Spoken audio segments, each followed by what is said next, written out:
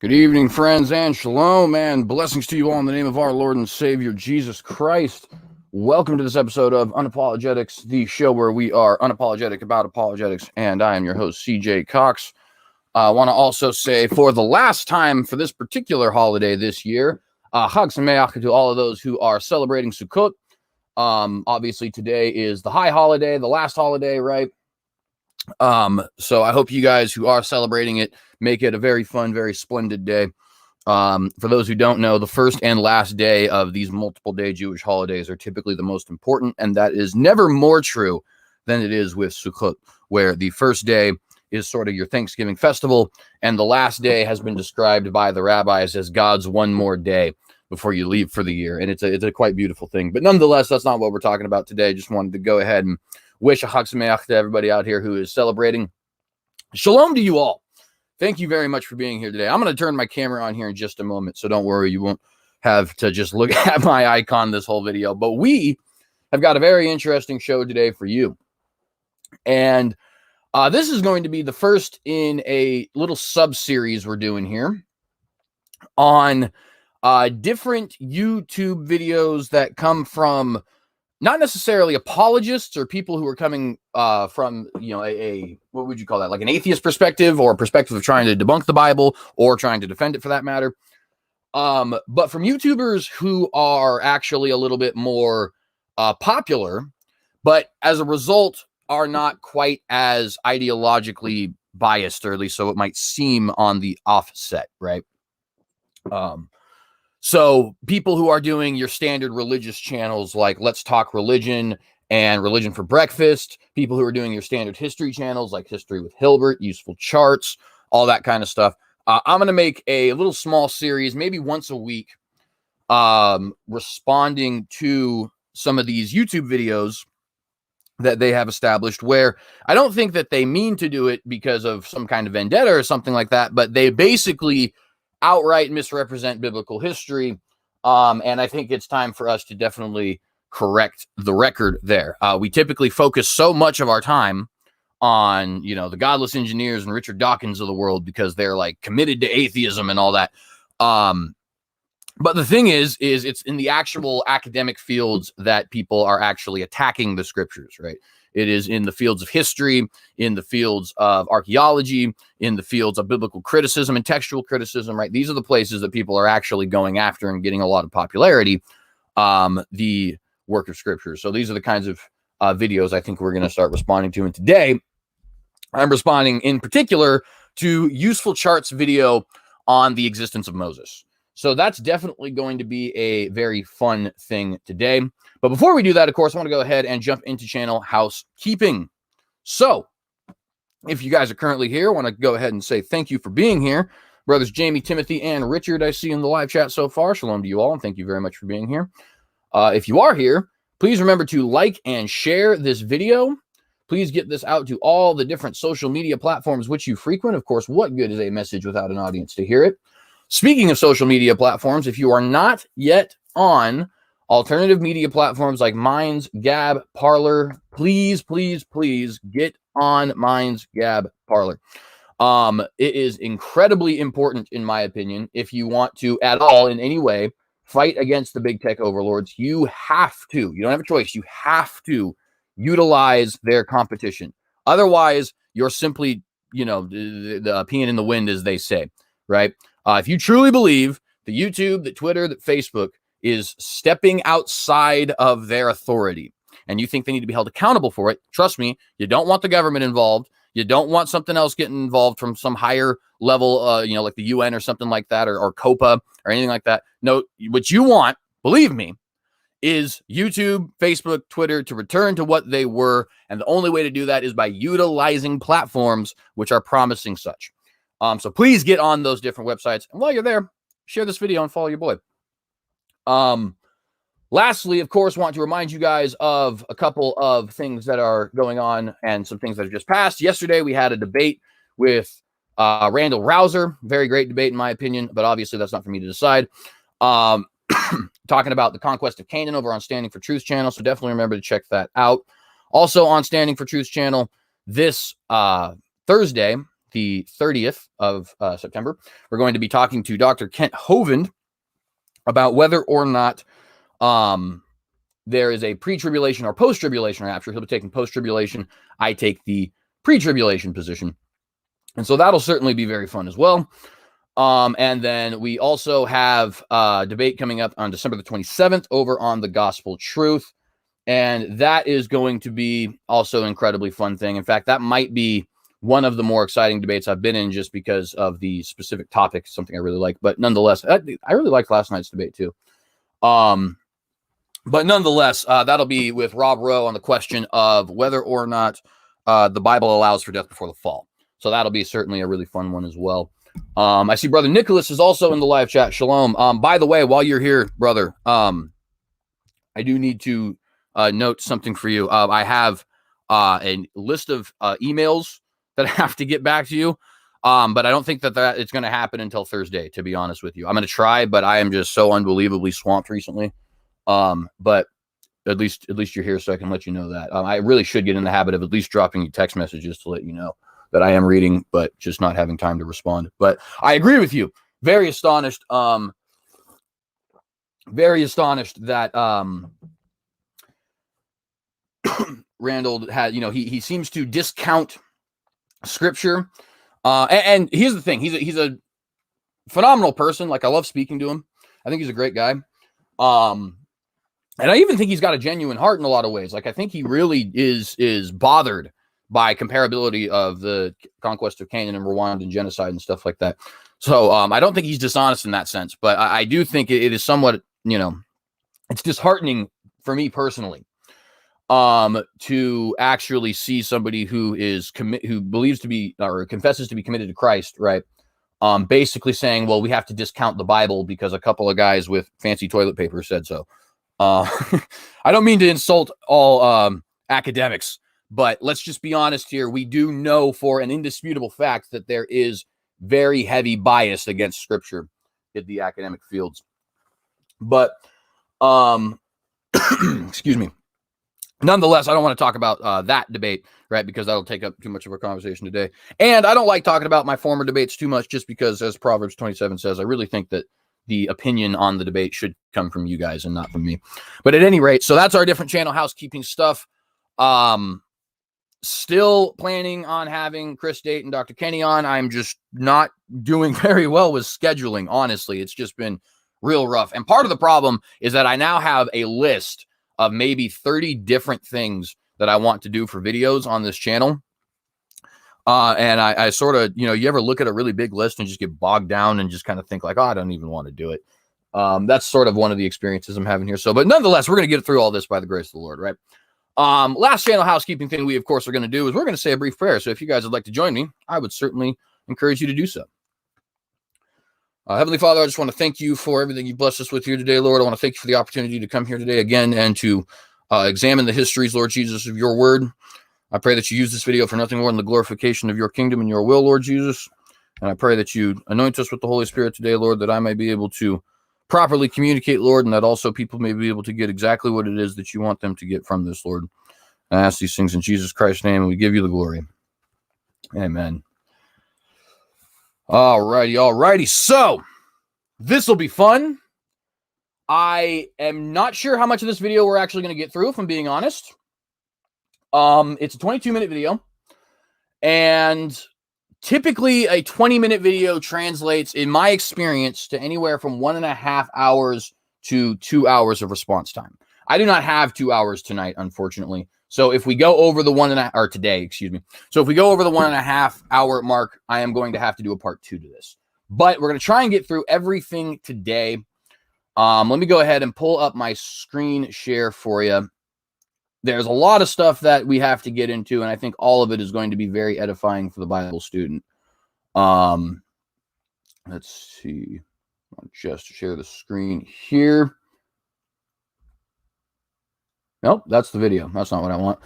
Just a second, friends. I am wanting to share my screen, but I want to share only the tab that has the video on it, because I recently figured out I could do that, and it's a lot easier to maintain everything.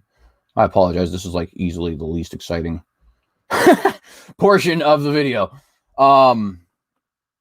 There we go. There we go. So, what you see in front of you is the video we'll be responding to, part of Project Historicity, which is 3 different YouTubers who came together and decided to respond, or not just respond, make videos on the questions: did Moses, did Jesus, and did Muhammad exist in historical reality? Now, we are going to be responding at some point to all 3 of those videos. I personally do believe Muhammad existed, but I still think there's an awful lot to respond to in the Did Muhammad Exist video. Both the Did Moses and Did Jesus Exist videos came to the conclusions that the respective figures did not. So obviously a lot to respond to there.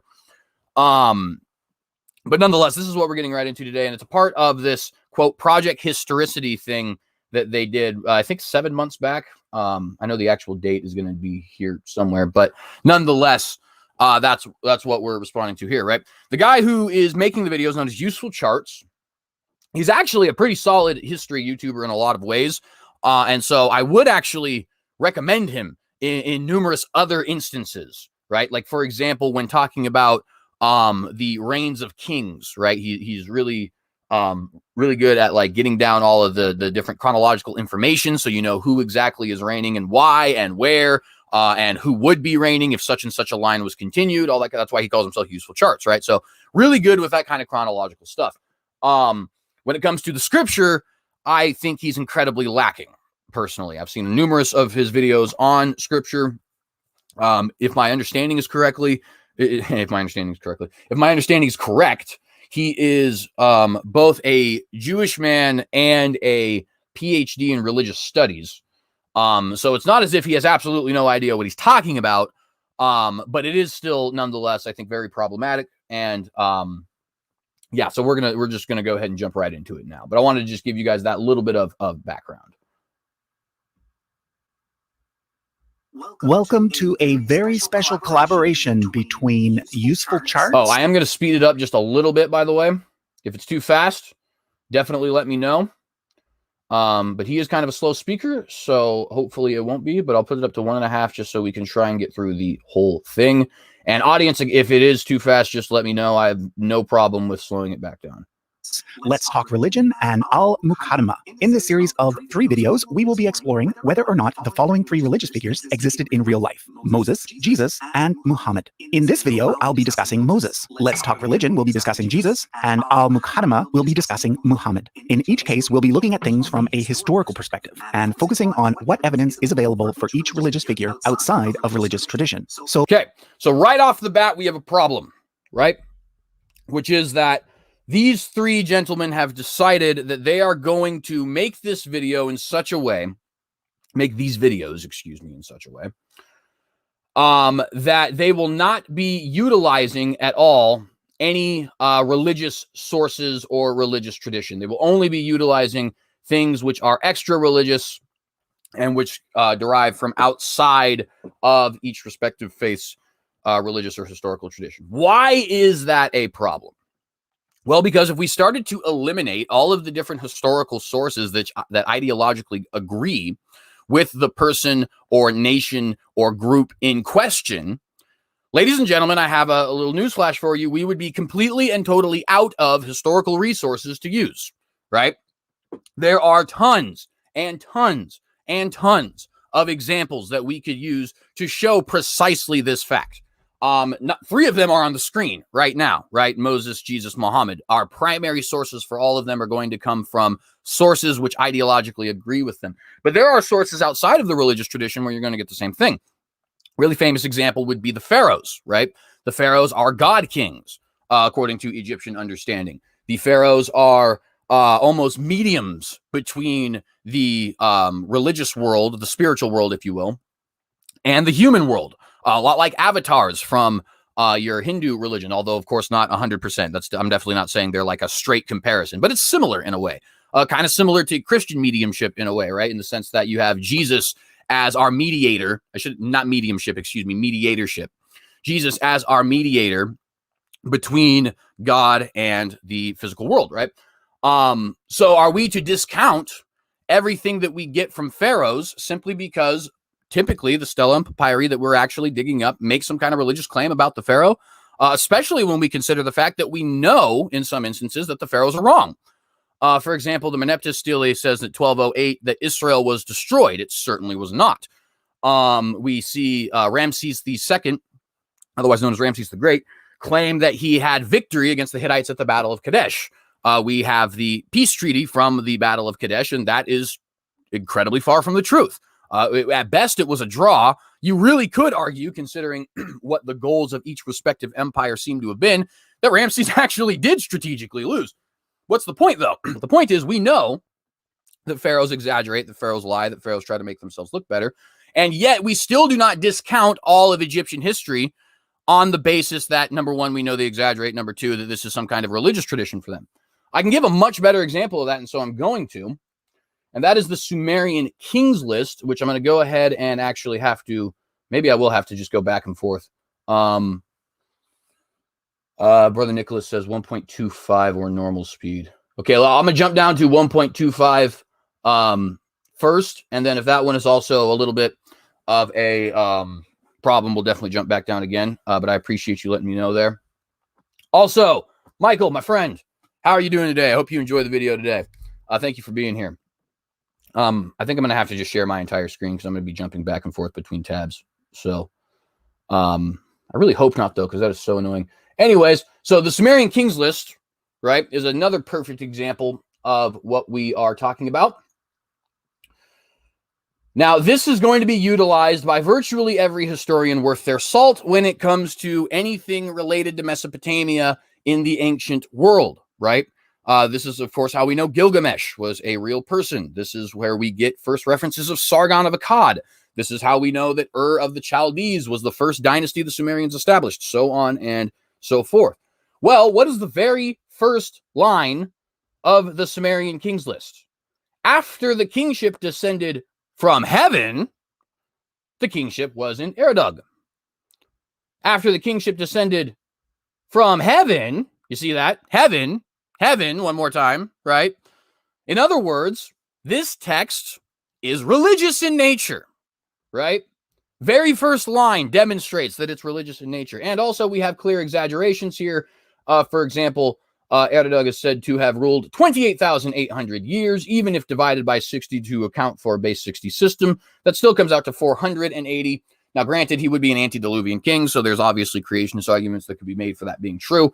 But the point is, from a modern historical perspective, obviously there's no historians who are saying that these kings genuinely lived 480, 600, definitely not 28,000 years, right?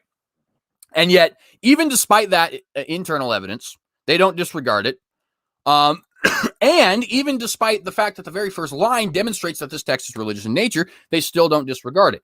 There's a reason for that. It's because you can't. And that's the point I'm trying to make right now. If you disregard everything that involves religious tradition in the ancient world, you know nothing about Egypt, you know nothing about Sumer, you know nothing about ancient Japan, you know nothing about the empires of China, which believed that their king was a divine being who had the divine mandate of heaven, so on and so forth, right? So when people start to say, hey, we're going to be looking for evidence strictly outside of the religious tradition, you can already tell that these people are coming into this conversation with a bias, frankly, because no other group other than the main religious figures, Moses, Muhammad, Jesus, right? No other historical group of philosophers, secondary religious figures that we don't think very much about, like Buddha and so on, none of them do we hold that kind of a standard.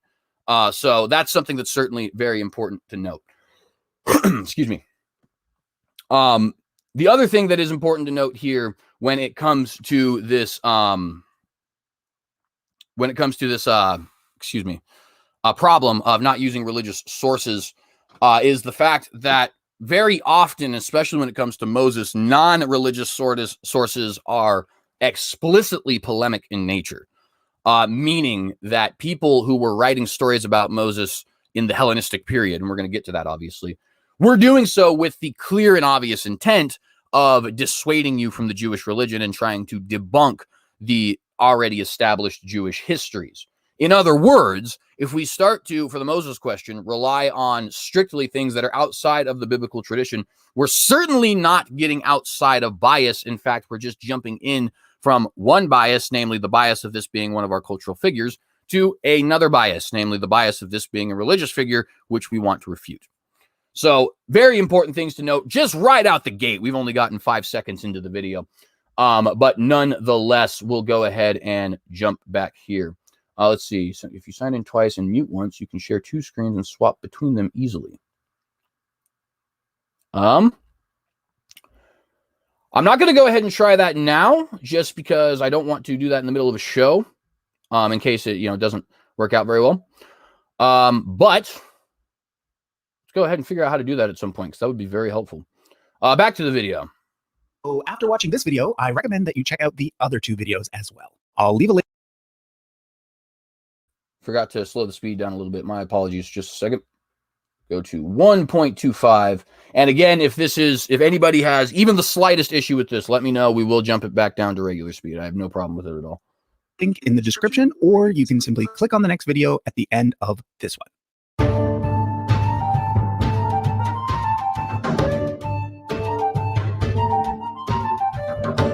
Michael, I have not gotten it yet, but I will read it.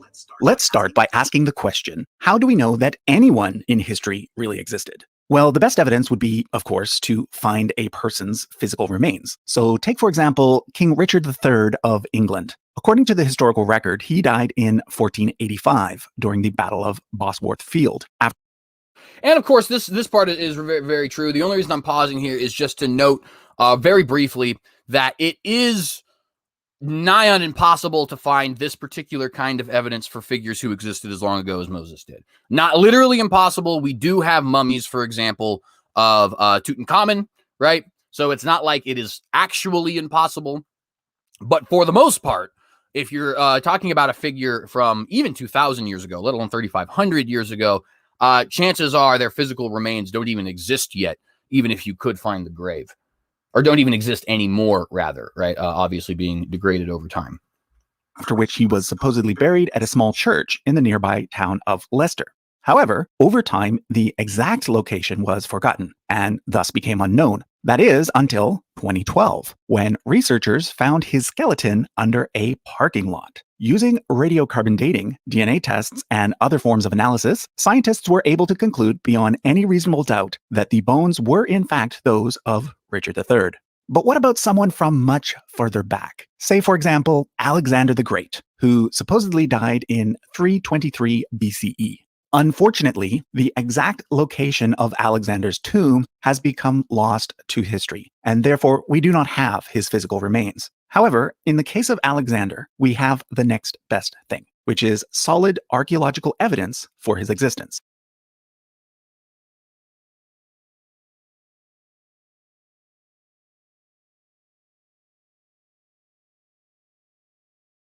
Sorry, I was on mute that whole time. So I wanted to point out real briefly, this is an option which UsefulCharts is going to entirely ignore in this video, okay? He is going to debunk, quote unquote, debunk archaeological evidence with the simple statement that it does not exist and will fit all 3 of the religious characters, but the one that's important for us is Moses, in this project historicity conversation into the category of not having archaeological evidence to support them.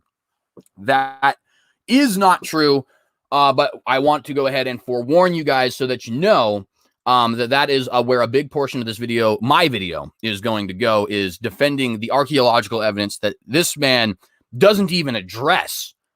He just simply dismisses it as something that is non-existent.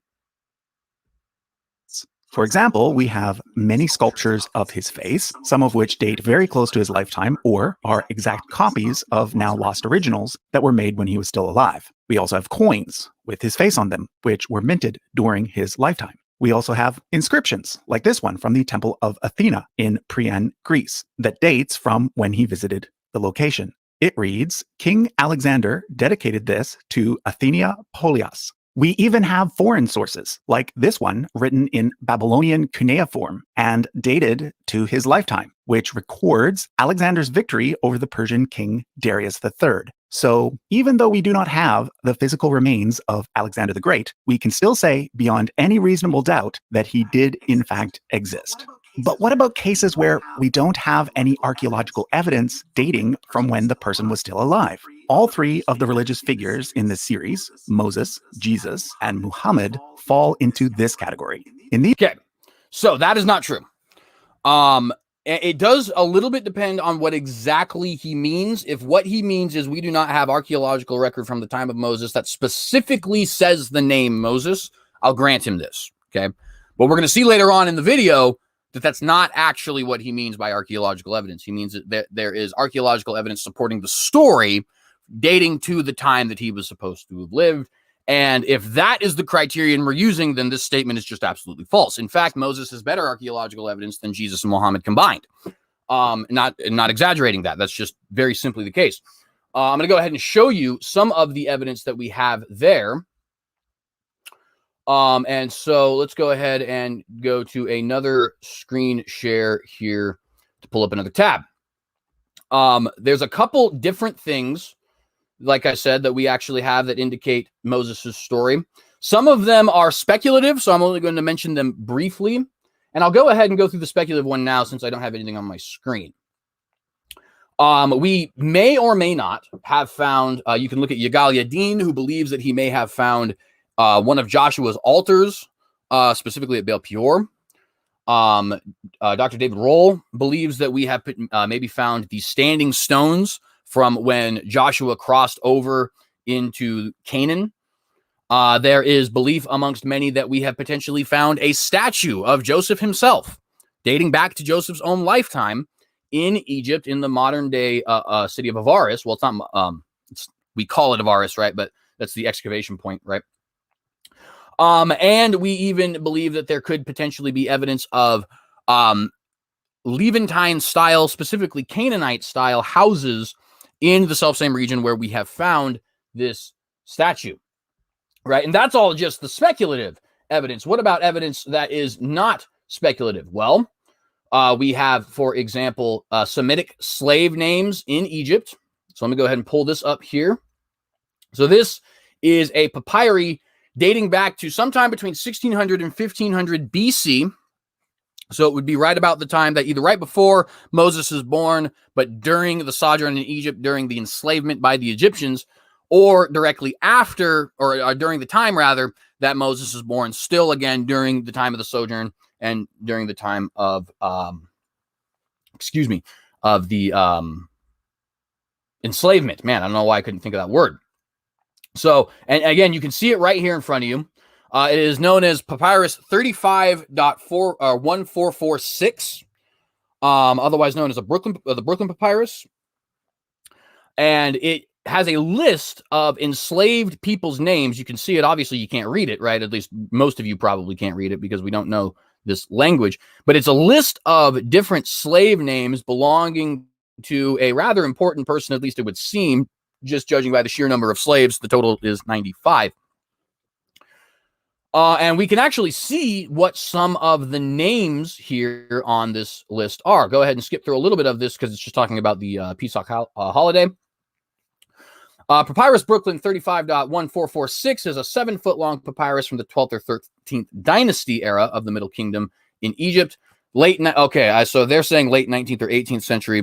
I might have been mixing that up with, because I do believe the new chronology. I think when I said 16th century, that is David Roll's theory about when it is. But I guess the academic consensus today is 19th or 18th century. So good thing we caught that, because that was me mixing wires between theoretical stuff that I might believe and stuff that we actually have proven in history. So good thing we caught that.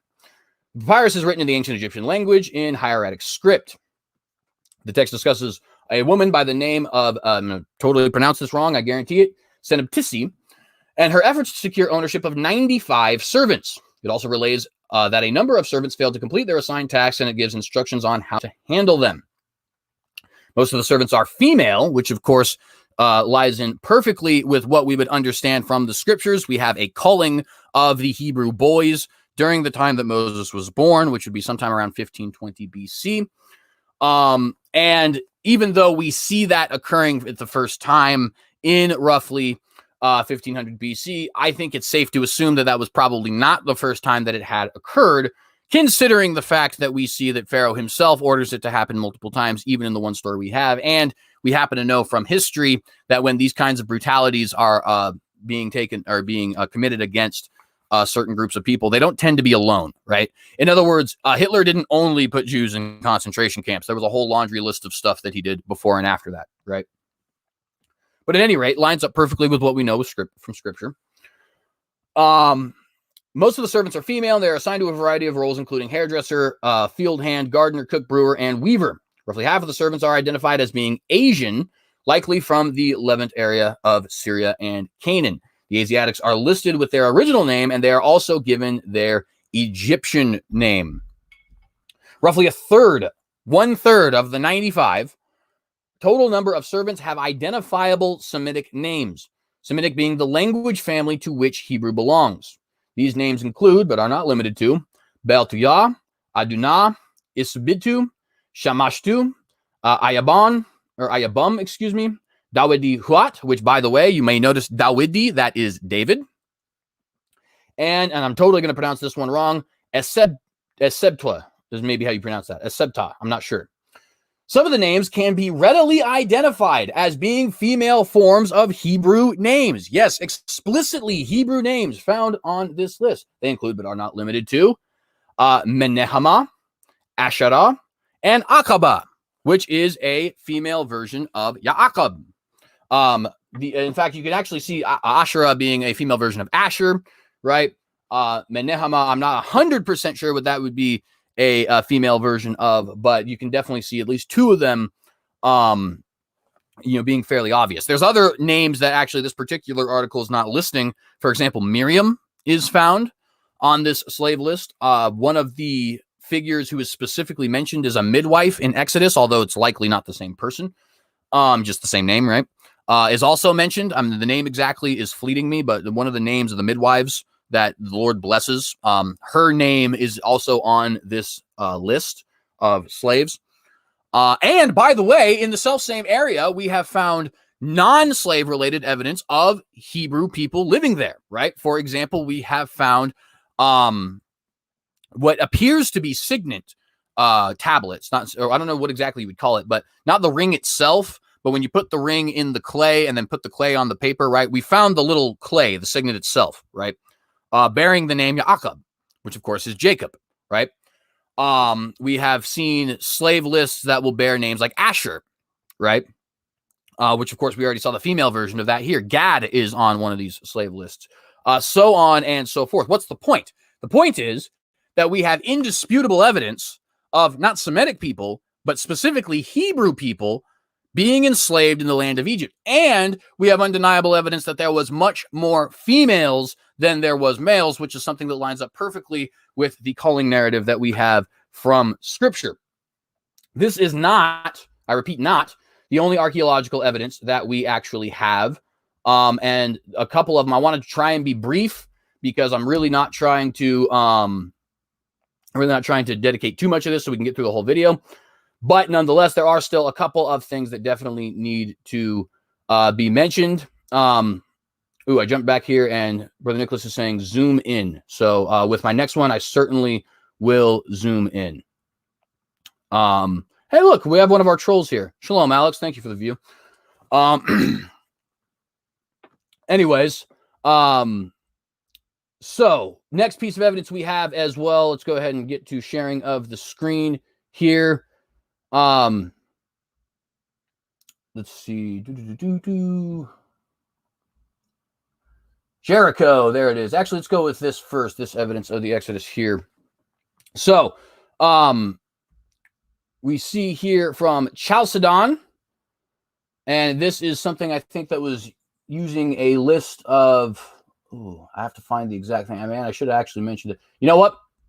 Since I don't have the exact thing that I wanted here, we're not going to go ahead and look at this one because that'll take way too much time of me digging through something that I thought I had highlighted and apparently I didn't. So we'll go ahead and go to the next one, which is Jericho. Obviously, Jericho isn't specifically the Exodus, but if you have point number 1 and you have point number 3, then of course you can assume that point number 2 actually did occur. So here's some evidence for Jericho from ABR. I know a lot of people are going to say ABR has bias, but here's the thing. Everybody has bias. I'm going to demonstrate that Kathleen Kenyon and Israel Finkelstein, as well as other so-called scholars, do have extreme bias in this video. So, yeah, sorry. That's just the way everybody is. Well, let's go ahead and read. So Kathleen Kenyon declared the Bible story to be false, and the academic world accepted her conclusions. Do they hold up to scrutiny? The ancient city of Jericho lay about 6 miles from the Jordan River and about 7.5 miles northwest of the Dead Sea, 670 feet below sea level and 3,000 feet below Jerusalem, 14 miles away. A large gushing spring and the fertile plain surrounding the city earned it the distinction the city of palm trees, which we see in Deuteronomy 34:3 and 2 Chronicles 28:15. A major east-west road ran next to the city, intersecting with the Jordan at a ford nearby, making Jericho a strategic crossroads. The city had already been occupied for many centuries before the Israelites arrived. It had an inner wall and an outer fortified wall, several feet thick, enclosing 9 acres of land. To the Israelites entering the promised land, Jericho presented a major obstacle. According to the Bible, Joshua and the Israelites crossed the Jordan in the springtime and then celebrated the Passover on the plains outside Jericho, eating some of the fresh grain of the land since it was harvest time, seeing that in Joshua 3:15-17 and 5:10-12. For 7 days, the Israelites marched around the city, accompanied by priests blowing trumpets. On the 7th day after their 7th circuit around the city, the priests blew their trumpets, the people shouted, and the walls of the city, as the old song goes, came a-tumbling down.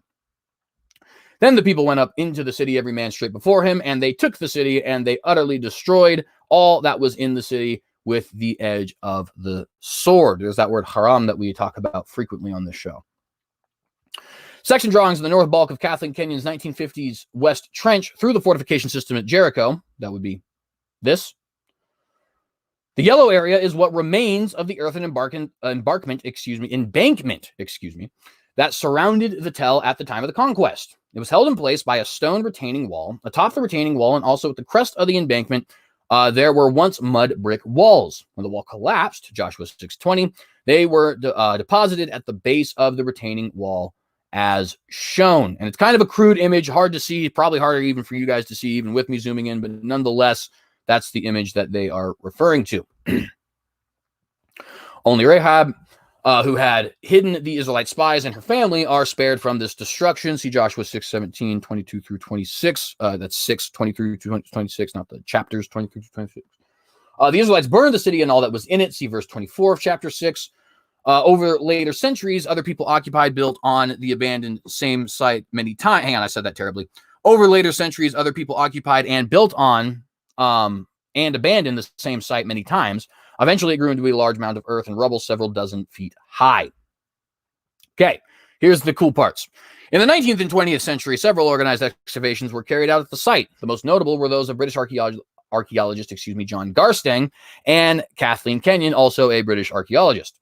Garstang found fallen city walls, burned stores of grain, and evidence of destruction of the city by fire, all of which dated to about 1400 BC, right in line with the biblical chronology of the city's destruction. Kathleen Kenyon found much of the same evidence: collapsed walls, stores of grain, and an ash layer from a massive conflagration. However, she reached a completely different conclusion. Rather than supporting the biblical account, her finds at Jericho, she said, disproved the biblical story. Why?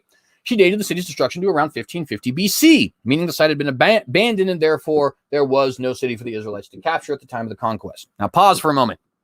It is important to note a couple of very important things. Number one, there has been 4 excavations at Jericho. The first one came to the conclusion that the biblical story lined up with the evidence. The second one, John Garstang's, came to the conclusion that the biblical story lined up with the evidence. John Garstang was not, by the way, a pious man. I don't know that he wasn't religious, but he was certainly not, coming into this with a vendetta. Kathleen Kenyon, the third, says that the evidence does not line up with the biblical story. And then a fourth one by Bryant Wood was recently done, I think as recent as 1998. And he came to the conclusion that the story lines up with Jericho. So 3 out of 4 excavations that have actually taken place at Jericho have come to the conclusion that this was destroyed around 1400 BC and in the manner which is described in the book of Joshua. Interestingly enough, that was originally 4 out of 4. Kathleen Kenyon herself originally suggested that this area was destroyed in 1400 BC and said it was 150 years too early because she was originally taking a late date of the Exodus, saying that it took place at around 1250. When it was pointed out to her that John Garstang and others had always been arguing that this took place at 1400 because a straightforward literal interpretation of the Bible brings you to 1400 and not to the 1200s, she then changed her tune and said, oh, well, what I meant was 1550. The other major problem with that, of course, is that we do not have any record whatsoever of the Egyptians going into the Judean highlands in the year 1550. The closest you can get is it does appear that Ahmose did chase the Hyksos out of Egypt, and he may have actually attacked the Sinai Peninsula and part of the Canaanite coast, which is frequent, but he did not enter into the Judean highlands, and it's possible he didn't even chase them that far at all. The point being that there is no evidence for this phantom conquest that Kathleen Kenyon made up on a whim. It's also important to note that Kathleen Kenyon is the most biased of the four sources. I already mentioned that John Garstang himself was a simple archaeologist. The German excavators in the first one were also simply archaeologists, though they were certainly Christian. Bryant Wood, who did the most recent one, is certainly biased. He is a Christian fundamentalist, right? But he is somebody who has been more than willing to present evidence that does not argue for him. For example, carbon dating on the grains that were found there. They said it came to sometime around 1600 BC. He was willing to share that information, even though that would argue against his position, right? So even though he has a bias, he demonstrates that he's willing to be objective about that bias. Kathleen Kenyon, on the other hand, who was an atheist activist, who was a progressive activist, who was a lesbian activist, right, has the exact opposite of that. She not only has clear and implicit bias that goes against what all of the rest of the excavations are actually saying, but on top of that, she demonstrates an inability to actually present an objective way of looking at her own biases, right? And we see that in her outright fib, her outright lie when it comes to the dating of Jericho. Why do I say lie, right? Why do I assume that she didn't just make a mistake? Well, because she originally said it was 1400 BC, had it pointed out to her that, hey, 1400 BC is exactly what we were saying in the first place, and then retreated back to 1550 BC because she's a liar. I'm sorry. That's just the way it is. You can say that's an ad hominem all you like, but if you're going to start presenting this person as your sole evidence that we do not have evidence for Joshua, right? Because it's only her excavation that were ever used. It's never Garstang's, it's never Wood's, it's never the original German excavation, right? If she's going to be your sole evidence, yeah, I'm sorry. I think I'm going to bring up the fact that she has a history of lying and a very, very obvious bias, like literally Rudolph nose on the face kind of bias that is just sitting there waiting for everybody to point out, right? Anyways, continuing. Notice she found the same evidence: collapsed walls, stores of grain, meaning that they were not actually taken. They were not plundered. They were left there to be destroyed. Ash layer from a massive conflagration, meaning that they burned the city to the ground, right? So it lines up with all of the details we have in Joshua. She just decides that there's a different date there.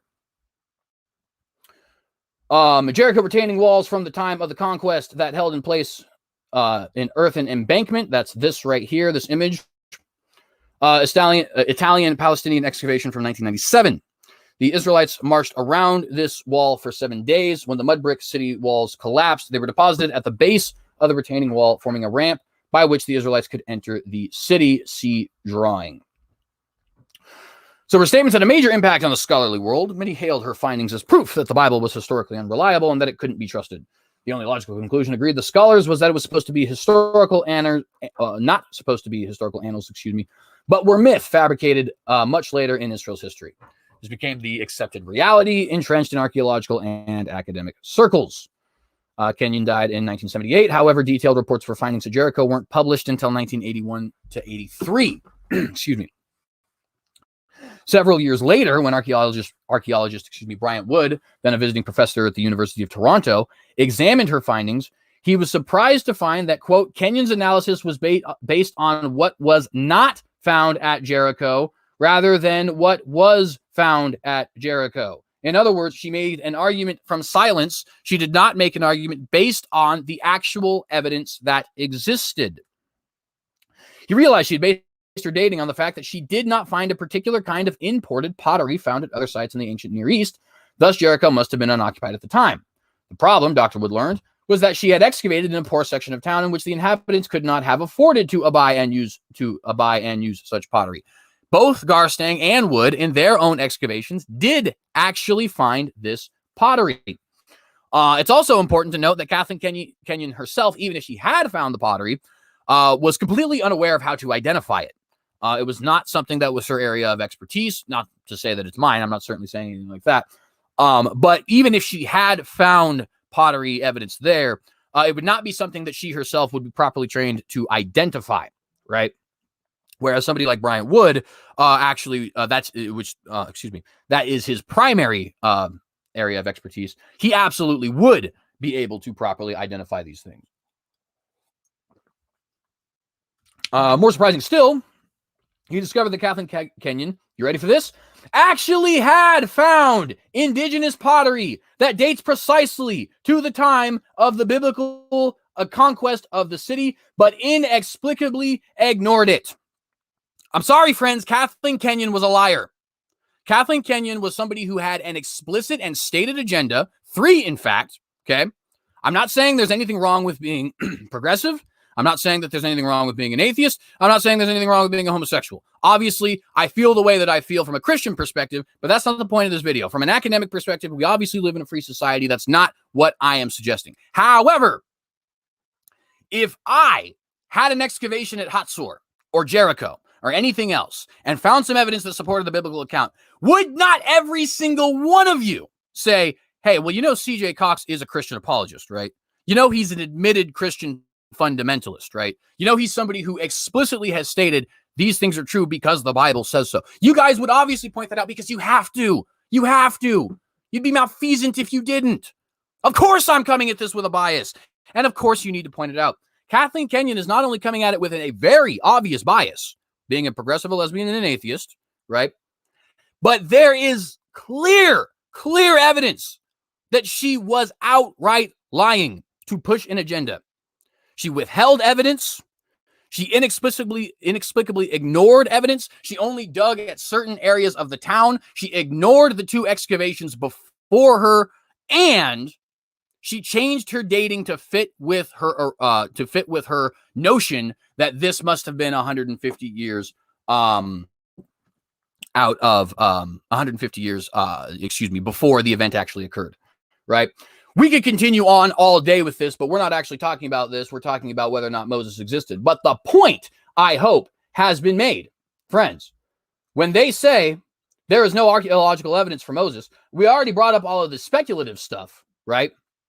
We brought up speculative stuff like statues of Joshua or Joseph potentially, and standing stones of Joshua potentially. Could those exist? Maybe. Or could those be what we think they are is what I mean? Maybe, maybe not.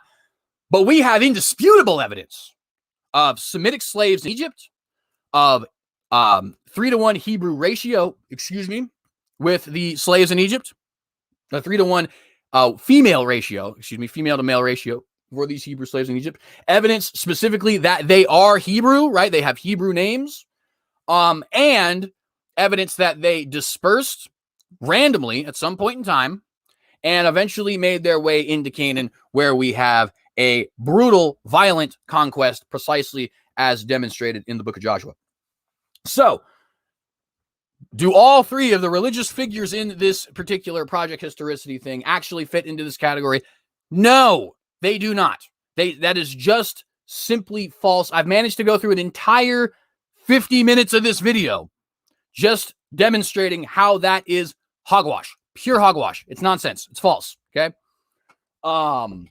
And by the way, you don't have to take my word for it. We just showed you names on the screen, evidence of Kathleen Kenyon's dishonesty, and the fact that other excavations in Jericho have clearly demonstrated that Jericho was conquered by the people that the Bible says conquered it. But let's go ahead and go back to our video because we still have a lot to get through.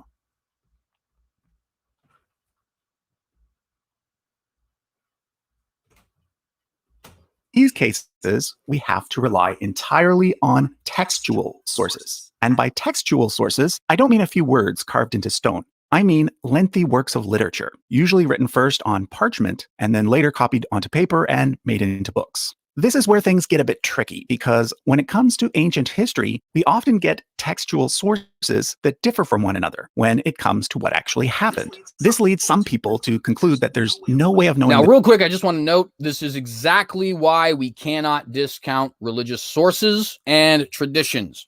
Religious sources and traditions are our primary textual sources for these figures. Not just Moses, but Muhammad, Buddha, Socrates, Confucius, Lao Tzu. It's just the way it is. Okay.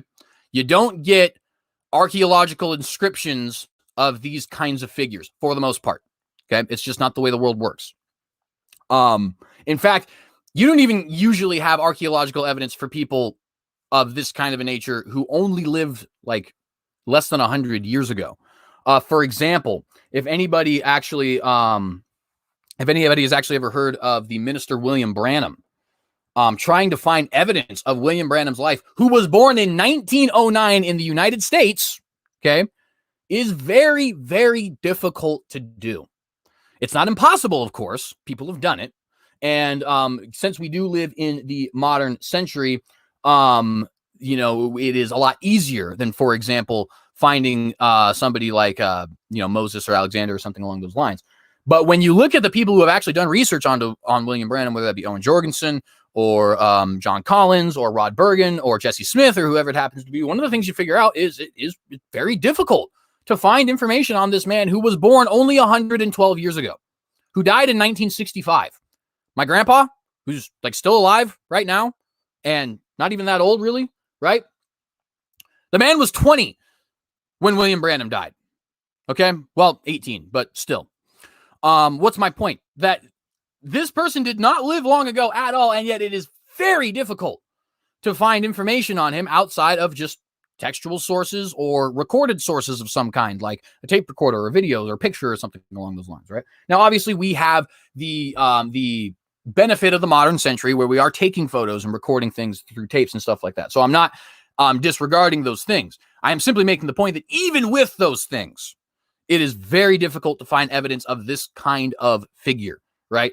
Amplify that 1,000 times when we're talking about a figure from 3,500 years ago. This is why we cannot discount traditions and religious sources. They are our best evidence for any of these figures.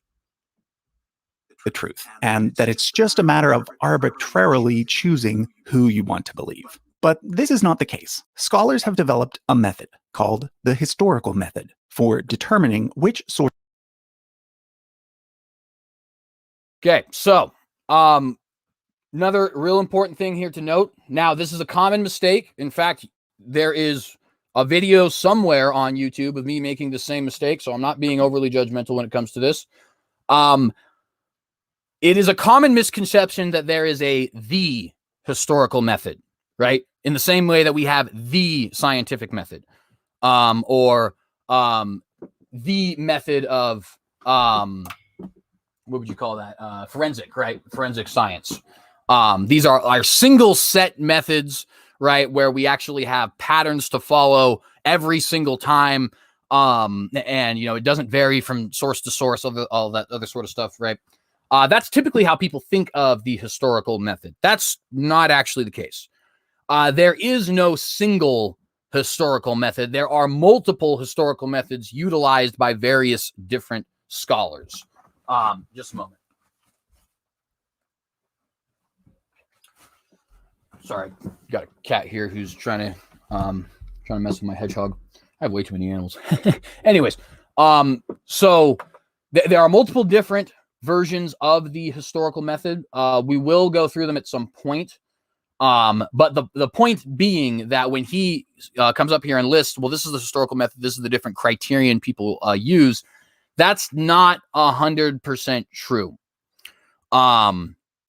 He is certainly utilizing a historical method, right? But there are multiple historical methods which people will utilize. And again, we will actually go through some of the other ones and how, depending on which method you use, you can get greater or lesser evidence for a particular figure in question. But I just wanted to point that out because it is very important to understanding things like how we figure out these different historical figures exist. Sources are more likely than others to be true. Here are some of the things that they consider.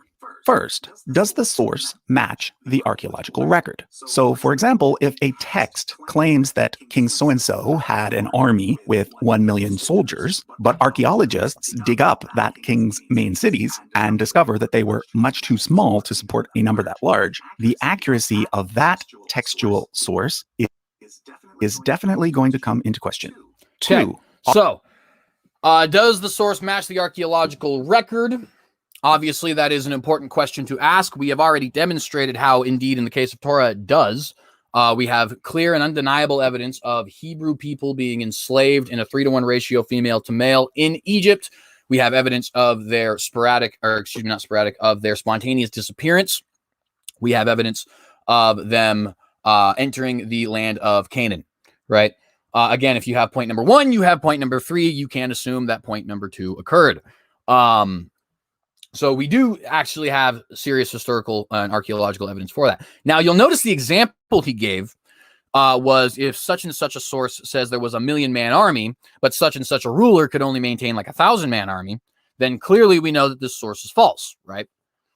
It's interesting that he would utilize that particular kind of logic, because that's actually the worst form of logic, worst line of reasoning you could use to try and debunk a archaeological source. The reason being that virtually all archaeological sources up until a certain point in time are known to exaggerate. Now, I am not saying anything about whether or not there actually were 600,000 people who left Egypt. Not my point. My point is strictly from a historical perspective.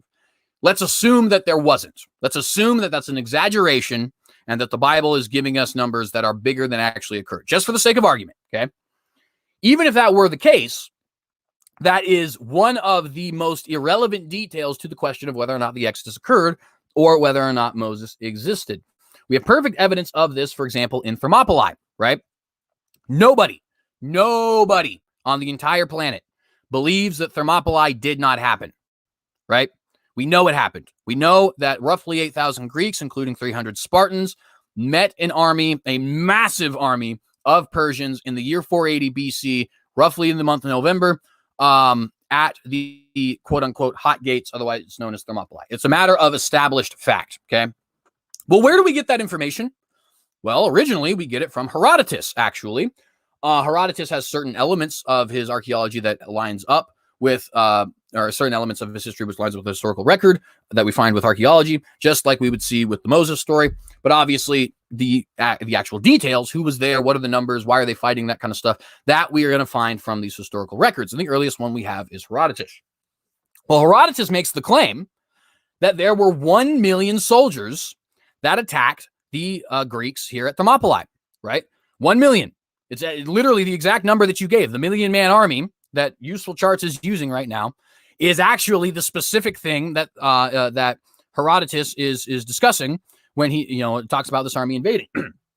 You cannot find any modern scholar on the planet who believes that 1 million Persians showed up to the hot gates and fought the Spartans. Now, I may have exaggerated that a tiny bit. There might be like 1 or 2 fringe scholars.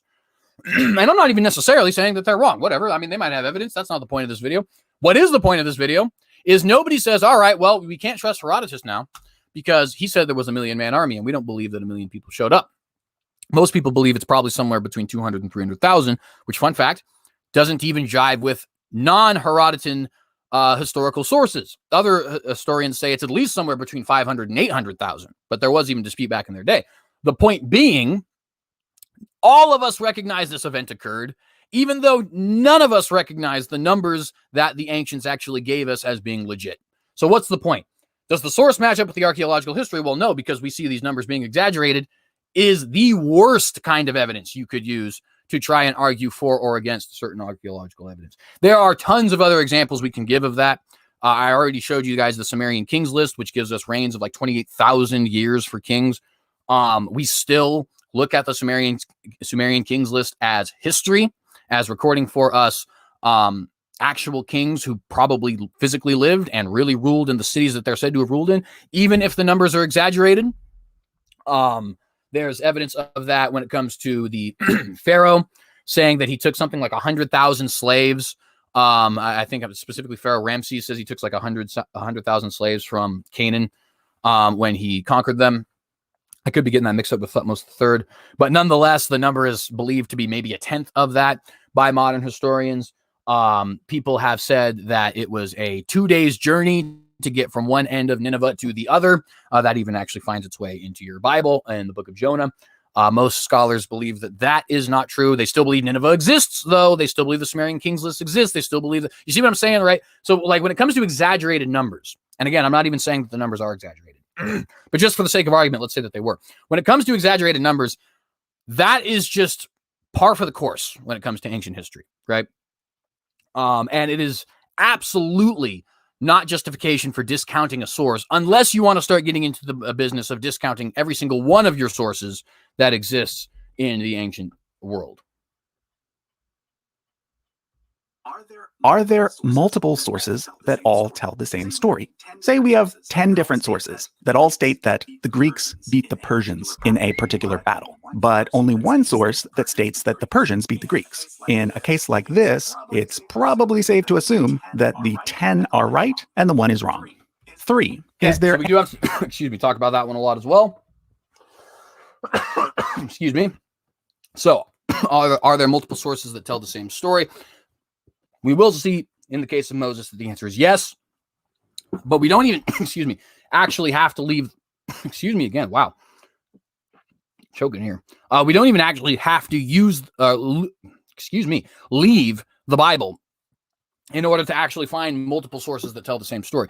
Common misconception that people make about the Bible. They believe it is a book. That is not true.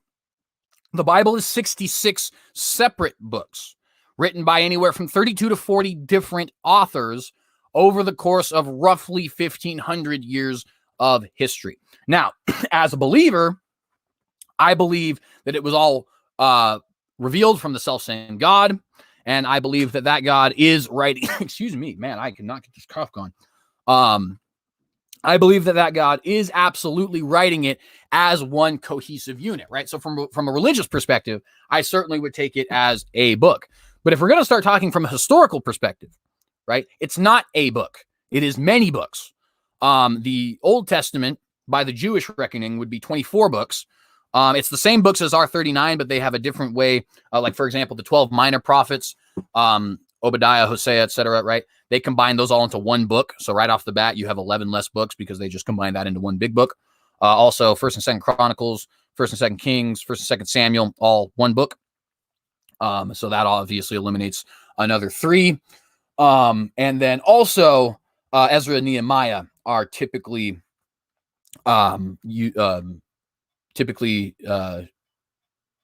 counted as one book in the Jewish understanding. So that's why they'll go with 24, and your Protestant Bible will go with 39.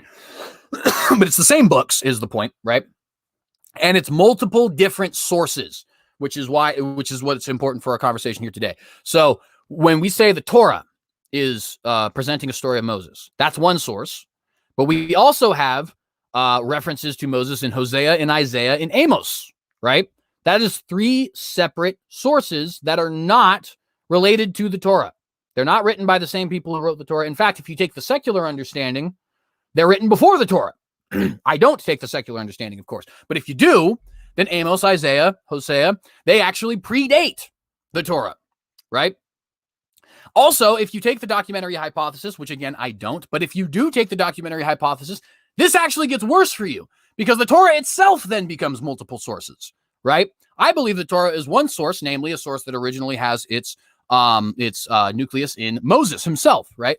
But if you don't believe that, if you believe there's anywhere from 4 to 5 different sources that actually make up the Torah, then what you're claiming is there is anywhere from 4 to 5 different sources for Moses in the Torah itself, not even including references to Kings and to Amos and to Isaiah and so on, right? What's the point? The Bible alone, without any additions from any outside sources, meets criterion number 1, meets criterion number 2. But remember, right out the gate, he said we're not allowed to use religious sources. His third one, is there any chance the source is biased? I'll be very quick with this. Every source is biased, every single one of them without exception. We in the modern day do try really, really, really hard to make our history and science and things like that not biased. Not only was that really just not a thing for a lot of the ancient peoples, but on top of that, I think it's pretty clear to most people who are objective about these things that we fail, right? We very clearly have biases. UsefulCharts is clearly demonstrating a bias towards scholarly convention and towards the idea that this is myth and legend in this video, right? I obviously am displaying a bias in the other direction. Everybody has bias. Get over it, basically. Now, that doesn't mean you don't note what that bias is, right? Like, for example, if a work is specifically polemical in nature, you need to take that into account, right? It doesn't mean it's dishonest. It does mean that it could be. It does mean it could be exaggerated. It could be something that is misunderstood. It could be something that is used to paint a certain agenda, regardless, right? The point just being that you do have to note the polemical nature. That doesn't mean, though, that the source is not trustworthy, number one. And number two, just because you've noted what the bias is does not mean that you can find some source where some bias just magically doesn't exist. That's just not how things work.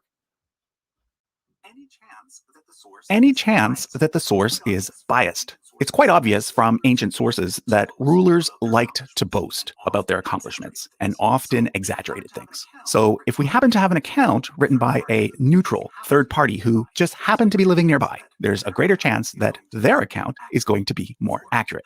4. How much time passed between the event and the written account of the event? This one's easy. Basically, if a text was written very close to an event, it's far more likely to be accurate. Now, this is true. This, unfortunately, is not something that you can take as a straight rule, but it is generally true, certainly. The closer something is to the event in question, the more likely it is to be accurate. And again, I would point out it's not always the case. But it is certainly a general rule. Another thing I wanted to point out, because it's a general rule I missed out. We say, are there multiple sources that tell the same story? Consensus of sources is also only a general rule, right? If you have consensus of sources, that does strongly indicate that a certain event took place as described. It does not necessarily mean that a certain event took place as described. I just want to point those out for the sake of honesty. We're obviously going to be utilizing these rules because they are good rules to utilize, but they are not like laws, for example, right? They're not something that is just straightforward every time. This is the way it is. A text that was written many anti-Jewish propaganda was common. Not so cool. It's quite not cool. Sorry. Let's go back. Where were we? Here. Sorry about that, friends. Very close to an event, it's far more likely to be accurate than a text that was written many centuries later. Finally, number 5, what genre of writing was used? Another assumption that a lot of people make, but are wrong in making, is that all ancient people wrote history in the same way that we write it today. Nowadays, history falls very clearly into the category.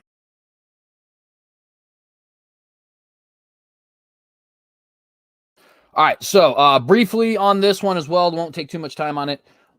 It is true that the scientific study of history as we do it today is somewhat unique. So that I want to give credit where credit is due to the truth there. It is not true that the ancients were just making up stuff for the point of literary narrative, okay? That is not the case. They were firmly aware of things like propaganda. They were firmly aware of things like history. They were firmly aware of things like tradition, things like fiction, things like literature, right? It's not like these concepts were just brand spanking new to us brilliant white Europeans. And I don't mean to put a racial element there, but it is kind of weird how everybody in the world thinks that the Western world figured it out in the 21st century. Everybody else was dumb. Anyways, just wanted to point that out because I think it's ironic considering that we have people here who typically are very woke. But at any rate, they absolutely recorded history as history, and they believed the events occurred as history. You can see that in tons of events that we today just discount as obviously mythical. For example, just to use some stuff from the Greeks believed Hercules was a real person. They even credited him with being the chief of the Dorian peoples who would eventually form cities like Sparta and Corinth. The Greeks believe the Iliad really occurred, that Achilles really fought in it, that he actually died there, that Agamemnon was actually the leader, and even that the Odyssey actually took place. Now, of course, that doesn't mean that there is an exaggeration to any of those stories or anything like that, right? Just because, for example, Odysseus may have had a 10-year journey to get home, that doesn't necessarily mean that he was stuck on an island with a witch for like 8 of those years, or whatever the story actually says. I'm not really too familiar with the Odyssey. It's been since freshman year in high school since I actually read it. But the point just being, if that story were true, it wouldn't indicate that all the details of the story were true, right? Now, obviously, I do believe the details of the Moses story are true, so that's not what I'm trying to point out. But the thing I am trying to point out is when we have this notion that, well, the ancients, they didn't understand history the way we did. They were more interested in like literature and legend. That's just not true. It's entirely inaccurate. There is no historian on the entire planet, I don't care how many PhDs they have, who could actually back that up using the evidence. It is painfully clear that the ancients understood these stories as literal history. And in fact, they would even consider them to be some of like the major points in their history. Like, for example, to use the Trojan War, the Greeks consider that to be the pivotal moment in their history, right? That they like start to begin their history off of later on. I do see a brief question here from Nicholas. Is Hercules Pericles? No, sir. No, sir. Pericles would be if I remember correctly, because I always get Pericles mixed up with Patroclus. I believe Pericles is the one who is Achilles' cousin and potential lover in the Iliad. But like I said, I might be getting that mixed up with Patroclus. But Hercules is actually Heracles in the Greek, and he is more closely related to the Canaanite figure Ariaku. And that comes directly from Herodotus, actually. I see he actually just looked it up there. But yeah, so the point being, in fact, last thing I'll say on this notion, the word mythos, right, from which we derive the modern word myth, it does not mean fiction. It does not mean legend. It does not mean anything of the sort. What it does mean is story, right? So when these people were telling mythos, they were not telling fictions. They were telling stories, right? And stories obviously doesn't indicate truth value or lack thereof, but considering the fact that they were actually, sorry, I lose my train of thought because I read the live chat sometimes, and I shouldn't do that while I'm mid-sentence because it causes me to lose my train of thought. But nonetheless, considering that they were basing their history off of these events, I think it's pretty safe to assume that they considered these stories to be true events. But nonetheless, I just want to correct that because it's a common thing you hear from modern historians. It's just not true. Category of Ooh, that's not what I wanted. Non-fiction, and tends to be written in a very straightforward, linear fashion, focusing on facts and figures with utmost accuracy. But history was not always written like this. The further back in time you go, you'll find that for ancient people, history was more of a story, and the main point of the story was far more important to them than all the nitty-gritty details. If we come across a text that clearly uses literary tropes that were common at the time, we need to consider whether or not the details in that text should be considered in a literal or a figurative way. Let's now turn our attention to Moses and go through these 5 questions again. I already obviously addressed the points he just brought up as far as criterion number 5, so we're just going to continue to let it play. With Moses in mind.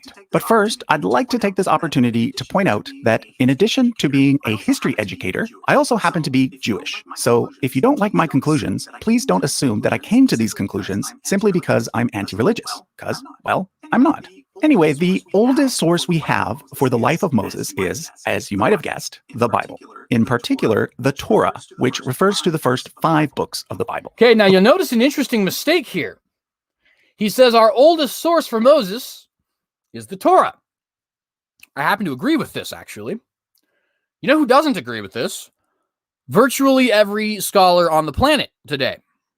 I said virtually because it's not all of them, but it is the consensus that Exodus, Leviticus, Numbers, Deuteronomy, Genesis, etc. Well, not etc., sorry, but those books. That they are actually later books of the Bible, being the beginning of their writing taking place at about 600 and the end of their writing taking place at around 400. That's the scholarly consensus today. Again, don't agree with it. but that is the scholarly consensus. What UsefulCharts says is the oldest source is actually the Torah, which would not be scholarly consensus, but the traditional understanding. The understanding I myself would actually have, right? So that brings us to an interesting question now, doesn't it? Sir, are you arguing that the traditional position is true, in which case this is literally directly penned from Moses and his immediate contemporaries? It's bona fide evidence he existed. Or are you taking the position that it's not true, in which case, no, our earliest sources are actually the prophetic works, which are anywhere from 200 to 300 years before this occurred? Interesting thing to note. Again, I agree that the Torah is the oldest source, but UsefulCharts here is arguing inconsistently, right? He's on one end going to say, well, our oldest source is the Torah, which is a traditional understanding, not modern scholarly consensus. And then on the other end, he's going to say, using all these different examples of modern scholarly consensus, this is why such and such texts are not true, have been exaggerated, blah, blah, so on, right? A very problematic thing, in my opinion. According to the Torah, Moses was born in Egypt during a time when his people, the Israelites, were slaves there.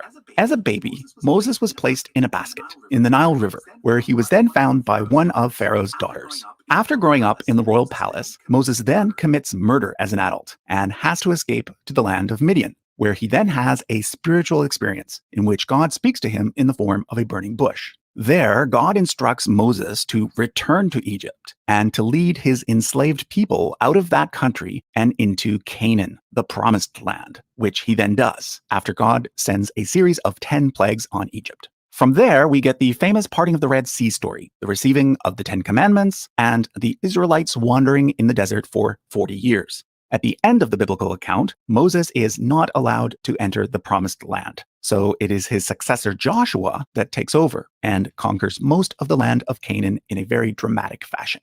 Okay, so let's first consider whether or not this account lines up with the archaeological record. According to the Bible, the number of male slaves who left Egypt with Moses was 600,000, meaning that the total number of Israelites, counting women and children, was likely around 2 million. Also, according to the Bible, Moses would have lived somewhere between 1500 and 1200 BCE. The exact date depends on one's interpretation of the chronological data, and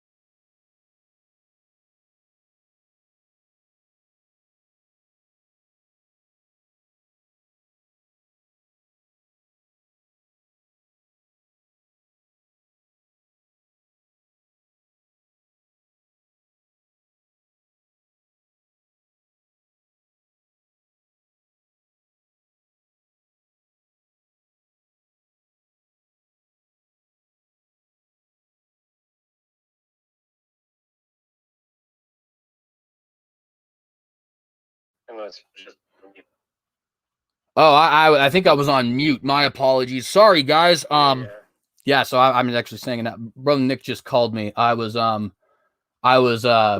hey, Useful Charts is here. Awesome. Awesome. I very much appreciate that. Actually, if you ever decide to respond to this, I would appreciate that as well. Just so you are aware, this is simply response. There is no hard feelings or anything like that. I know that you probably are seeing that if you've watched it, but nonetheless, totally happy to have you here. That's pretty cool. I also thank you, Brother Nicholas, for letting me know about that there. Okay, so the period that I was trying to say is, or the point that I was trying to say is, we can see here a little bit of a problem, right? In the reckoning of, is this consistent with the archaeological record, right? Notice earlier the example that was used by Useful Charts was the 1,000,000-man army example, right? Well, that example is one, and I just have to say this as bluntly as I can, right? It's an example that you would use seemingly, from my perspective, it seems like an example that you would want to use in order to present the Torah in the worst possible light. Because if you were to use other examples of this lining up with the archaeological record, for example, does Moses, or does the writer of the Torah, let's not assume, does Moses, oh my goodness, I just did it again, right?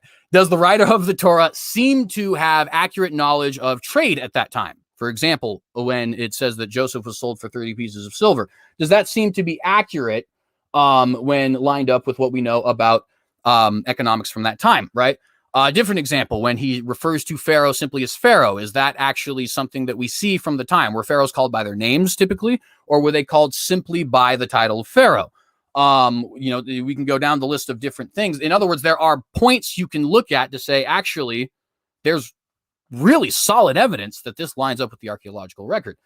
The one that you would go to, which would present the Torah in the worst possible light, would be the numbers, right? Because they do appear to be exaggerated. Now, again, I'm not arguing necessarily that they are exaggerated. I don't actually believe that they are. I think the reason that it's so common that we find, quote, exaggeration with the ancients is because they might have had larger populations than we actually believe. That's just a personal theory of mine. I don't have serious evidence for that at the moment, and it's not something we want to dive too much into. But let's grant the argument. Let's say it's an exaggeration, as we already did earlier, right? Let's just say it's wrong, right? This is exaggerated, trying to make the story more grandiose, right? Again, the specific example given by Useful Charts, the 1,000,000-man army, is a specific example of why this is something that we can frankly just discount and move on with our lives, right? Herodotus tells us 1,000,000 Persian men showed up at Thermopylae, right? Nobody believes that. No one believes that. And yet there's not a single person amongst us who would argue that Thermopylae didn't occur, that Leonidas wasn't the king there, that he didn't die there, that the 300 Spartans didn't have a last stand, that there wasn't 8,000 compared to a massive army of Persians, that it didn't happen around November of 480 BC. Excuse me, actually, I think I got that wrong. I think it's September of 480 BC. But the point is, so on and so forth, right? We fully recognize that, yeah, sure, Herodotus might have actually exaggerated the numbers here. It doesn't matter, though. Right? It doesn't matter, though. The point is that the event occurred.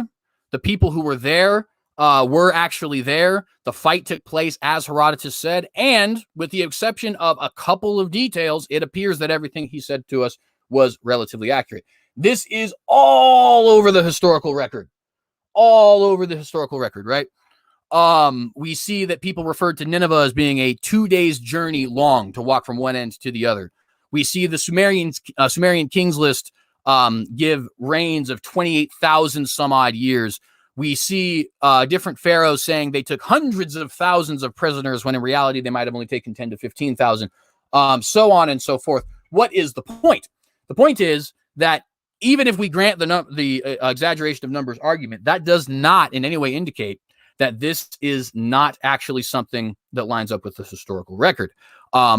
Exaggeration of numbers is the single most common example of fudging the data, if you will, that we find in the historical record. And to discount sources based off of that and that alone would be essentially to discount all of your sources. There's going to be some sort of course, that it's not going to apply to. But for the most part, you can't use Herodotus, you can't use the list. You guys get the point, right?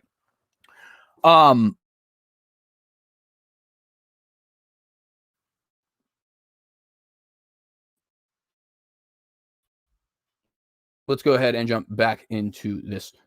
Anti-Jewish propaganda was common, so it's quite possible that the non-biblical versions of the Moses story were propaganda to some story. I think we skipped ahead. We definitely. However, according to that version, moving on, let's now consider the second question.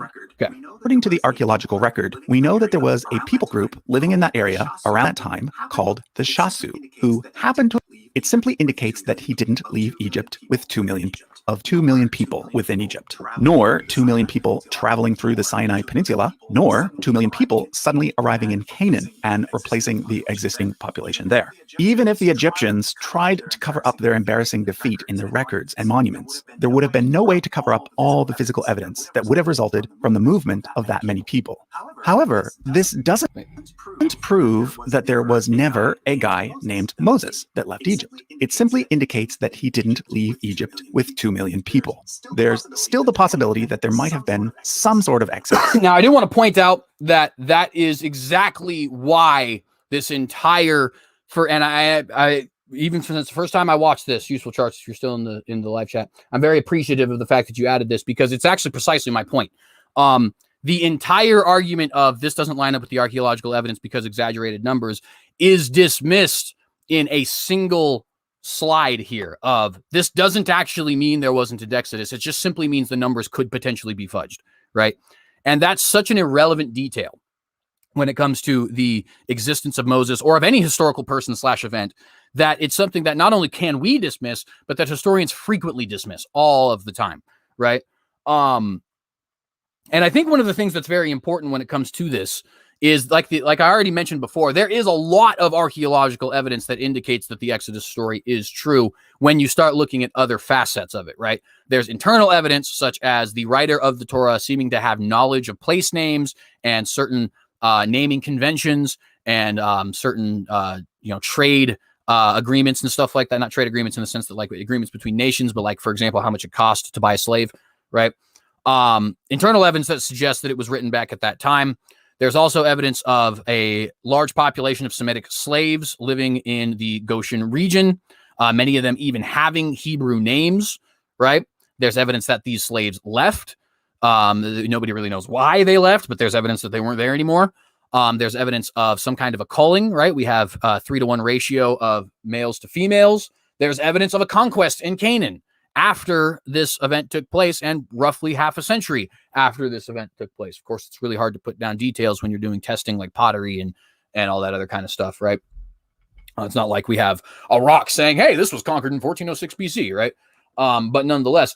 So in other words, when you start to say, does this line up with the archaeological record? If you're going to use numbers, which is the thing that we are most able to just dismiss out of hand, then you might have some kind of a point. Even though you are, in a way, still arguing from silence there. However, if you want to start arguing from the rest of the historical record, the points which historians would actually want to focus on more strongly, then it's undeniable. There absolutely was a large population of Hebrew slaves in Egypt who had a much larger population of females than males, made their way out, and eventually came into Canaan by conquest. I know that there is a lot of people who disagree with that. However, the fact of the matter is, at least in my opinion, the evidence bears this out. And a lot of the times that we see, people who do disagree, and I mean no disrespect to them, but like Israel Finkelstein, Kathleen Kenyon, right? These are people who they're open with their agenda. And to be fair, I'm open with my agenda. I'm a Christian apologist and a fundamentalist, right? There's nothing wrong with necessarily being open with an agenda. But you got to take Finkelstein and Kathleen Kenyon and people like that. You got to take what they say with a little bit of a grain of salt, because they admit to you, yeah, I'm biased. I don't believe this occurred. I don't believe in God. I'm a progressive. I think this stuff is archaic, so on and so forth, right? That's important. That's important. Led by some sort of Moses-like figure, but that it was simply on a much smaller scale. This is what Hebrew scholar Richard Friedman suggests in his book, The Exodus. He points out that members of the the tribe of Levi often had Egyptian-sounding names, but that other Israelites did not. Names like Hophni and Phinehas, and even Moses. All of these Levite names have Egyptian origins. So maybe out of the 12 tribes, it was only the tribe of Levi that came from Egypt. As I mentioned earlier, the Moses story is also closely associated with a place called Midian. And according to the archaeological record, we know that there was a people group living in that area around that time called the Shasu, who happened to have been sometimes enslaved by the Egyptians, and who happened to have worshipped a god with a very similar name to the god that the Israelites ended up worshipping. So there's also the possibility that Moses was actually a Midianite, or a member of the Shasu, and now there's a couple problems I have with this in particular. Now, this is a theory that definitely predates UsefulCharts, so I'm not gonna just pin this on him. In fact, a lot of people who would share my opinions, namely being fundamentalist, would certainly agree with the Shasu Hebrew connection. So I don't want to like pretend that this is some like unique thing that UsefulCharts has come up with. That's certainly not the case. I don't agree with it personally. There's a couple of reasons for that. The first one being that it appears to me and to numerous others, this is not my idea, right? Obviously, we want to get evidence from people who are actually doing the work, not just the random guy on YouTube, right? But it does appear to me that when we say Shasu of Yahweh, that's not actually accurate. First off, it's not actually Yud He Vav He. It's simply Yud He Vav. Right. So it's not actually spelling out the tetragrammaton as we understand it. And that could be important, not necessarily important, could be important. Right. But to say these are definitely the same based off of the fact that they're similar would be to commit, I think, a phonic fallacy. The question becomes then, okay, is there any reason to indicate that they would be similar? The biggest reason I think to indicate they would be similar is the fact that the Shasu, as UsefulCharts pointed out, did live around the region of Midian, close to the region of Israel, and it could be possible that there is some derivative of the Moses story coming from them. The problem I have with this is that, to the best of our knowledge, the Yud He Vav that we actually see, the Shasu of Yud He Vav, appears to be a toponym, actually, and not the name of a deity. If you look at the specific record in question, and I don't actually have it up, obviously, I probably should have, but you'll see it mentions the Shasu of this region, and then the Shasu of another region, and then the Shasu of another region, and then the Shasu of Yud He Vav, right? That, to me, and to numerous others who are much more qualified than myself, would indicate that this is actually a toponym, and that the connection of the Shasu to the Hebrew may not actually exist. I tend to agree with that personally, and of course that would kind of mean that we would just dismiss this particular thing as speculative and not true. But it's not something that is like a dumb idea by any stretch. I don't want to give an impression that I think this is like way out of bounds or anything like that. I just personally think it seems more likely that Yud He Vav is the place that the Shasu lived at, not a deity that they worshipped.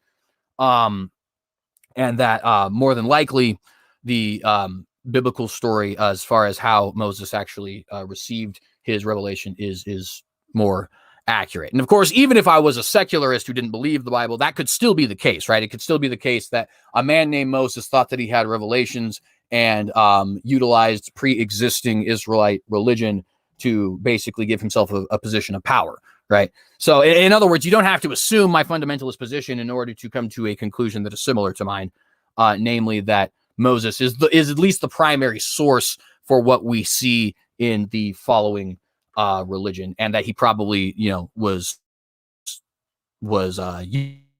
utilizing a religion that already existed in some facet, right? That he became an important figure in Israelite history because he was the one who introduced them to Hashem. Moving on, let's now consider the second question. How does the source, in this case the Bible, compare to other textual sources? Okay, and so here is another place where I have to take big issue with the way that the video was done, right? So he says, excuse me, the source, namely the Bible, right? As if it's just one large collection of a single source written by a single author, right? And in my opinion, that creates a very jaded frankly, view of the actual historical record. If we understand that the Bible is actually multiple sources from a historical perspective, right, then what we begin to see, like, become at least a clearer conclusion, if it's not the conclusion that we reach, right, at least seems to make more sense, is that bare minimum there was some Moses figure who the Israelites have at least oral traditions, but definitely even some written traditions, that seem to, like, excuse me, I said that terribly, that seem to go back to him, right? It's not just the Torah. We also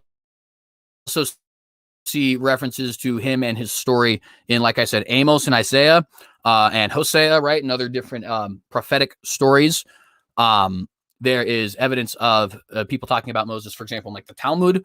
The Talmud obviously was penned sometime between 300 and 500, but there is good evidence that certain elements in the Talmud are very, very old. Maybe all the way back to the Babylonian exile kind of old. Obviously, I don't believe in an oral law, being a Christian. But there is evidence that the Talmud is not just simply something that people started spontaneously creating in the 300s AD, right? Even the Torah, if you're going to take a secular position, which I don't 100% know, Useful Charts, what your exact position is, whether or not you think that the Torah was actually written first, or that modern consensus is actually accurate in presenting some kind of documentary hypothesis. But if you do believe the documentary hypothesis, the Torah itself is multiple sources, right? Potentially as many as 4 different sources. It could be even higher than that. What's the point? The point is to say, like, are there multiple sources that tell the same story? Well, yeah, just in the Bible itself, we have like 4, right? Sure, they're all coming from the same culture. I'll grant you that. But what they show us is that this culture has a long-standing history, right? Both in the northern part of Israel and in the southern part of Israel, that traces back to this Moses figure and his position as the establisher of the priesthood and the one who gave the law and the one who gave or who liberated the Jewish people. This is sort of like his 3 big things, right? The other problem with this is that all of these different sources that we're now going to utilize are well over 1,000 years after the fact, something that Useful Charts will actually mention later on in the video, though I don't know if we'll get to it today. I might have to do a smaller part 2 on this, and I expected that might have to happen at some point. Excuse me, before I get to that, not only are they 1,000 years after the fact, but they all appear to be polemical in nature. In other words, when we see Manetho and we see Tacitus also being mentioned here as well, they seem to be presenting us a history that is specifically meant to dissuade people from the Jewish understanding of history, which is seemingly already established at that time. What's the point? The point is, we want to talk about biased sources. These are immensely biased sources, and they're dating to sometime potentially as far as a literal millennium after the actual fact.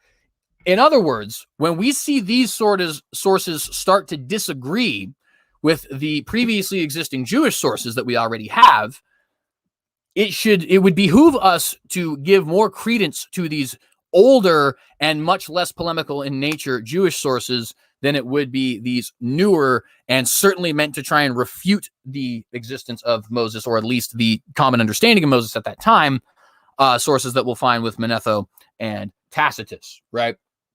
I hope I worded that in a way that was making sense to everybody, because it sounded wrong coming out of my mouth. But the point just being that, one of these sources it's from the culture in question, it's older, and it's not strictly polemical in nature, though there certainly is bias. I'm not going to pretend there isn't. Whereas these older ones, they're not in the culture in question. They are strictly polemical in nature, and they're a millennia after the fact, right? It seems to indicate to me that we should trust one source over the other, not use the other source to try and dissuade us from trusting the other, which is what I believe Useful Charts does in the continuation of this portion of the video. Well, you might be surprised to find out that there were actually many different versions of the Moses story floating about in the ancient world.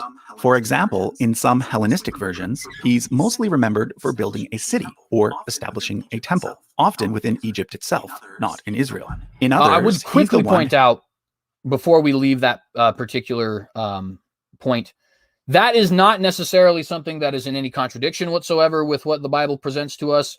The Bible doesn't decide to give us a bunch of details on Moses' life in Egypt. And apparently there was 40 years of it. So a lot of stuff happened. Obviously a little tongue in cheek there, but the point being, the point being that, sorry. I got to stop reading the live chat while I'm in the middle of a sentence. It just is not a smart thing. The point being that these things could be accurate and also the Torah be true, right? Meaning entirely true. Certain things that he did in Egypt, we just don't know. Josephus says that he actually was a general in Egypt, right? Maybe, I don't know. It's possible. It doesn't contradict anything that we see in the biblical story, but it's also not a detail that we are given in the biblical story. It could have been the case. It could not have been the case. We don't know a bunch about Moses' life at that time, and we don't know if historical records existed which explained that. We will see certain elements of the Hebraic Moses story in each of these different Hellenized versions. For example, Josephus does say that while Moses was the general, he went and had a fight in Ethiopia on behalf of the Pharaoh, and that's why he has an Ethiopian wife. Of course, we see reference to the Ethiopian wife, in Torah, right? So, in other words, this isn't necessarily something where Josephus is potentially getting a new source or presenting a contradiction or something like that. Rather, it seems he's actually trying to explain something that we see within the Bible, potentially utilizing his own theories, potentially utilizing theories that were common at the time. And we see that's just one example, but we see little elements of that throughout. Who invented the alphabet through the guidance of Thoth, or the one who first introduced the Egyptians to the idea of written laws. According to the famous Roman historian Tacitus, Moses did leave Egypt to colonize Canaan, but according to that version, the Israelites were in the desert for only 6 days, arriving in Canaan with Moses on the 7th. Now notice, even in these, you can see that there is clear derivative from the Torah, right? In other words, these people are clearly basing at least part of their information off of the Jewish understanding. They're not presenting some separate source, right? In fact, like I said earlier, it appears that they're actually presenting polemics against the Jewish story, with the exception, of course, of Josephus, who seems to be doing the opposite, actually presenting a polemic for the Jewish story. Or I guess in that point, it'd be an apologetic, but nonetheless. Establishes a temple in Egypt. Well, Moses is said to be the one who establishes the priesthood as well as the tabernacle, right? So we can see clear influence in this story from the Torah.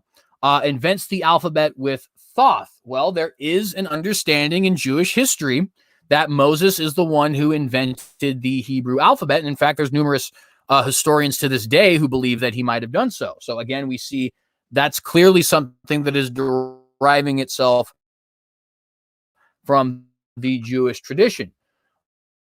Introduces, though I wouldn't say specifically from the Torah in that instance, introduces law to the Egyptians. Well, this one's fairly obvious, right? Context, people think you're talking about Moses, right? So clearly, once again, we see influence from the Jewish story. Reaches Canaan in 7 days. Obviously, the 7 days is a reference to the 7 being a very popular thing in Hebrew. It's a very important number to the Hebrew people. On top of that, we do have, obviously, the Passover holiday, which is a 7-day holiday, right? So it could potentially be reference to that, which is even more specific to the Moses story. Obviously, Moses leaving Canaan with a group of slaves, or in the case of Manetho, I think he actually says lepers, and going to Canaan, Tacitus, and going to Canaan.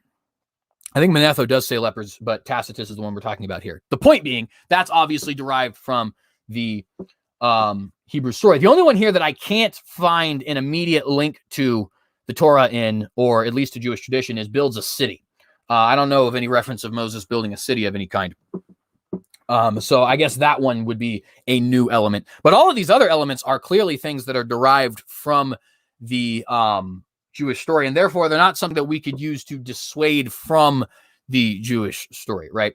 They're not independent sources, in other words. They are derivative sources with a very polemical bent. And we'll go ahead and continue on.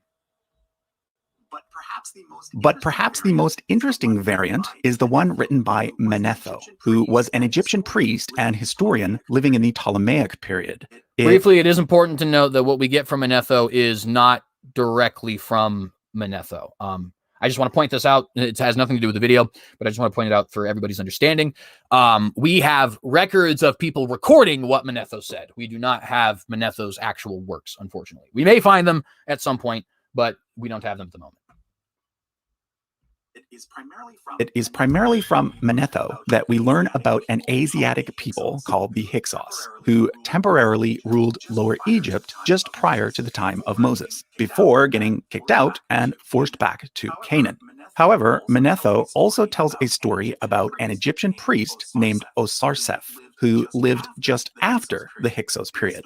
In this story, the pharaoh enslaves a group of lepers, but then Osarseph unites the lepers with the help of the Hyksos and forms an army, defeating the pharaoh. Osarseph then goes on to rule Egypt for 13 years, destroying all other temples except his own, before finally being defeated by the returning pharaoh and forced out of the country. At this point, Osarseph changes his name to Moses. Obviously, this story about Moses has some parallels to the biblical story about Moses. And indeed, it has some parallels, right? In fact, a lot of the parallels are even kind of like explicit and obvious, right? So, for example, him being a priest, well, obviously Moses is the one who institutes the Levitical priesthood. He also took the position of prophet, right? So that's clearly something we can see influence from the Judean history. Also, this idea that he led a bunch of lepers out, that seems to be a clear, especially since Manetho was an Egyptian historian, Egyptian Greek, but nonetheless, that seems to be a clear polemic against the Exodus story, right? Well, it wasn't a bunch of slaves being oppressed. It was a bunch of lepers and also these rebellious Hyksos folk, right? And, so on and so forth as far as the different understandings we have here. Destroying of the temples even, right? Well, we see all throughout Deuteronomy, Numbers, Joshua, right, which of course is after Moses, that Moses was commanded to destroy the non-Israelite artifacts and even the non-Israelite peoples when entering into the land of Canaan, and also when fighting against Midian and Moab and all these other kind of nations, right? Amalek, so on and so forth. So we could certainly see a lot of the not only influence, but even polemical nature bleeding in through here. And by the way, I do want to point out, I am not the person who came up with the idea that these were polemics. People well before I was born have understood these to be polemics against the Jewish people, and also Josephus as writing certain elements of apologetic for the Jewish people. That doesn't mean that they can't be trusted historically in all of their different facets. It just means that we need to note that bias when we're looking in. Again, no source exists without bias. Personal opinion, I know some people are going to take issue with that. None of them. That is what I sincerely believe. So I'm not saying you got to discount it because of bias. I am just saying you need to note that bias. And that's a particularly important one to note, because polemics are always prone to be, I won't say lies, because I do polemics a lot, right? I don't want to present this as people being deliberately dishonest, but certainly biased in such a way that could lead you to exaggerate the truth or lack thereof of your position, right?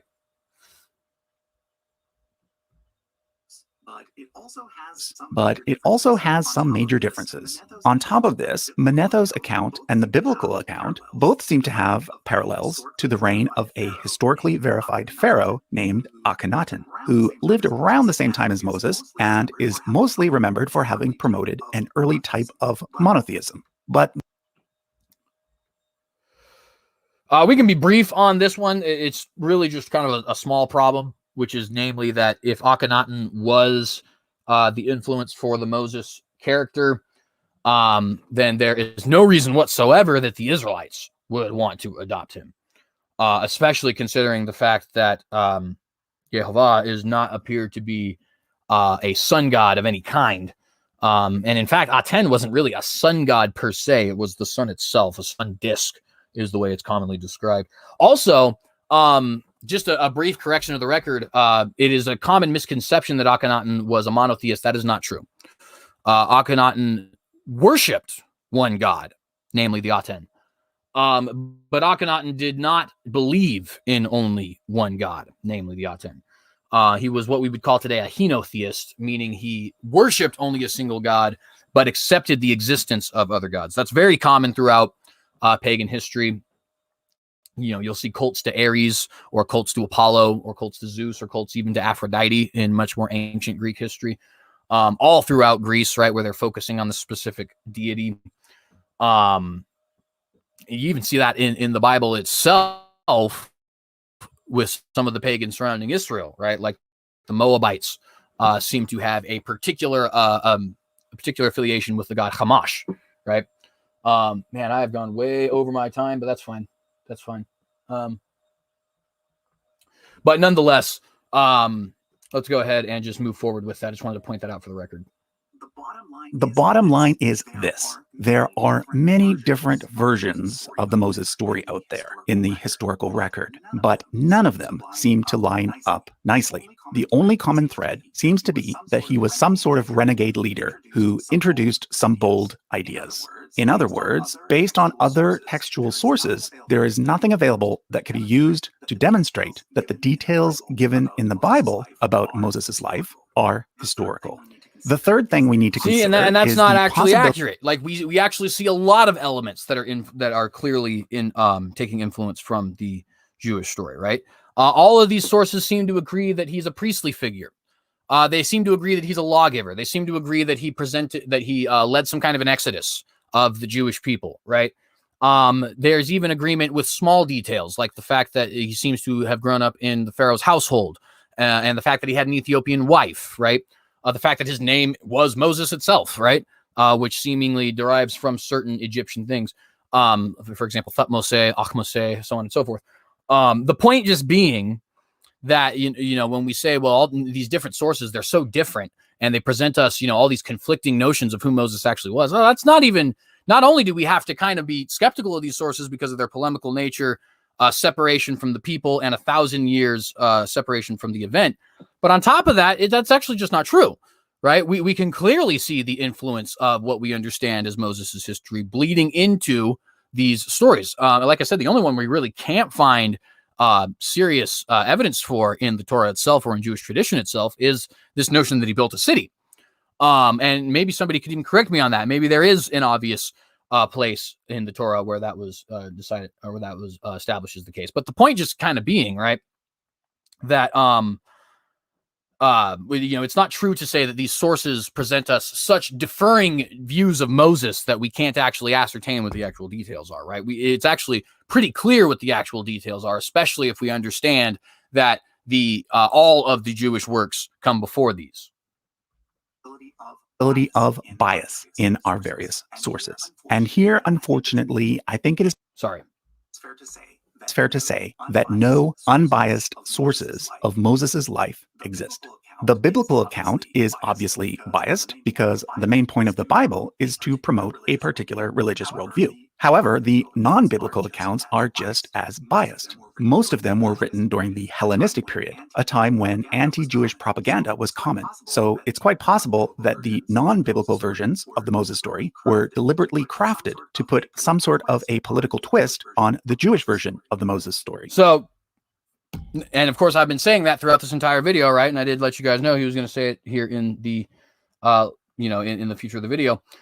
So what does that actually indicate? Does that indicate that these sources are, things we can use to try and say, well, we don't have a set version of the story, and it appears that there's not consistent details and all this other kind of stuff? Is that the way that we should conclude, what we should conclude based off of the fact that we can clearly see the bias in these sources? Or is it more likely that since we know these are clearly anti-Jewish propaganda, and since we know they're 1,000 years removed from the situation, and since we know that they're written from people who are not actually a part of the culture itself, wouldn't all those things indicate that actually these sources are least trustworthy when compared to the rest of our sources, and that we should actually be arguing more from the Jewish history itself than these sources dated back to thousands of years later that clearly have polemical nature? In other words, we shouldn't be using these sources to dissuade people from believing what is in the Torah, right?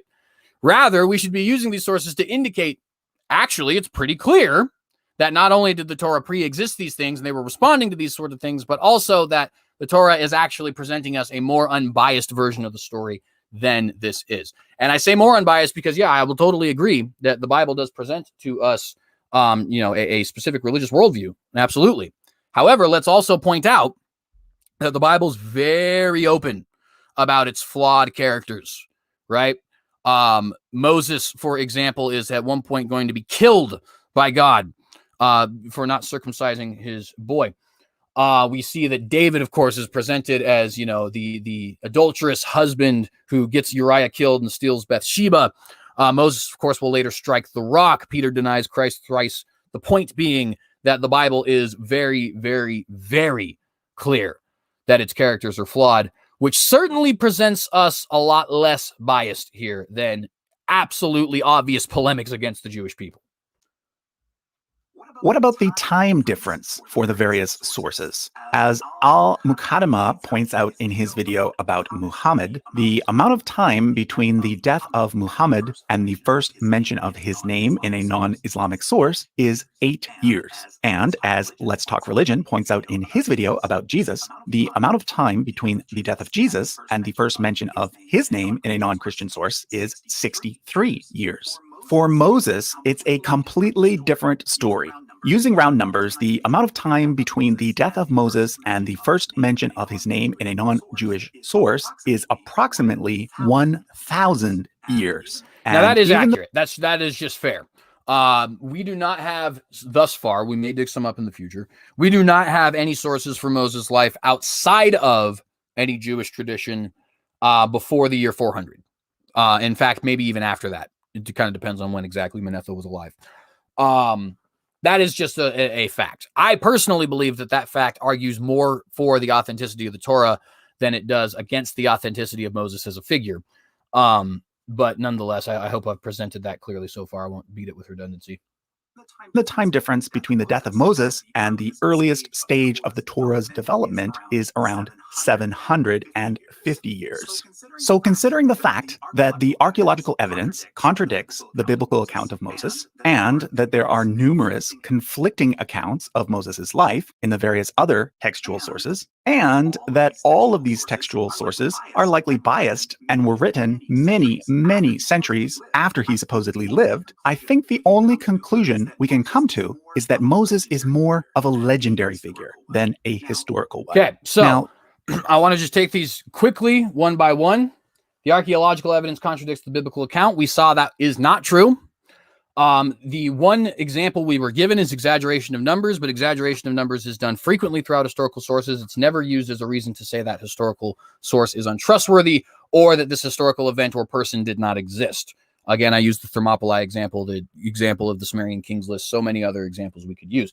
And we also saw elsewhere the archaeological evidence definitely backs up the biblical account, whether it be a large population of Hebrew slaves in Egypt, or their gender, or them going into Canaan, or so on and so forth, right? Numerous conflicting accounts in other texts. We pointed out that this only works if you do not count the Bible as what it is, which is multiple sources in and of itself. We actually have at least 4 different sources. If you take the documentary hypothesis, you would have to bump this up to 8 different sources in the Jewish record, which indicate Moses's existence and give us the self-same story. We also, of course, saw that there is clear evidence of the Moses story that we know in the polemical stories that present Moses stories that we don't know, and also that a lot of those details that are added, such as him being a soldier or building a city or something like that, are things that could totally still be the case because the Bible doesn't provide us details of the first 40 years of his life. We obviously pointed out that all textual sources are biased, that the Bible presents much lower likelihood of bias considering it's open and honest about the flaws of its characters, and that the polemical nature of these anti-Jewish texts indicates that they should not be used as trustworthy accounts when trying to ascertain details of Moses' life, and that the Torah is a more trustworthy account. And we also pointed out that even though all the textual sources outside the Jewish tradition come from much later, traditional understanding of the textual sources would, of course, indicate for us that the sources inside of Jewish understanding are much, much earlier. It does appear that there is elements of the scholarly consensus in UsefulCharts opinions here. So bare minimum, we would say sometime in the 800s, 900s, which is when the earliest prophetic works seem to have been written. The Song of Moses, some people have dated all the way back to 1000 which that's Exodus 15, by the way. The point just being that we see that these sources, even from a secular understanding, are much, much closer than the Hellenistic ones are. And if we're not taking a secular understanding, but a traditional Jewish or Christian understanding, obviously this goes back to Moses himself and would be almost as good as a eyewitness account. But that's obviously, whether or not Moses wrote the Torah is a conversation for a different video. This doesn't mean that he for sure didn't exist. It simply means that the information we have about him is probably a mix of truth and fiction. And we have no way of knowing how much is truth and how much is fiction, unless, of course, we rely solely on religious faith. But there's one more question that we haven't yet considered, and that is... Now, I do want to point out that, credit where credit is due. He does say it doesn't necessarily mean that Moses doesn't exist, but we should cut through, I think, a lot of the flatteries. Essentially what has been provided, and I know that Useful Charts might take issue with me saying this. He has every right to do that, of course. But I think we have been presented a case that is arguing against the existence of Moses here. If you're going to say that he is more likely a legendary figure than a historical one, that certainly indicates, at least to me, that you're arguing either that he didn't exist or, bare minimum, that the figure of Moses as we understand him today didn't exist. And to explain briefly what I mean by that, you could say St. Nicholas existed, right? You can't say Santa Claus existed, because the figure of St. Nick that we know, namely Santa Claus, has never at any point existed, right? He's a myth. That doesn't mean St. Nick himself didn't exist, and that St. Nicholas, the person we know today as Santa Claus, wasn't derived off of somebody who did actually exist.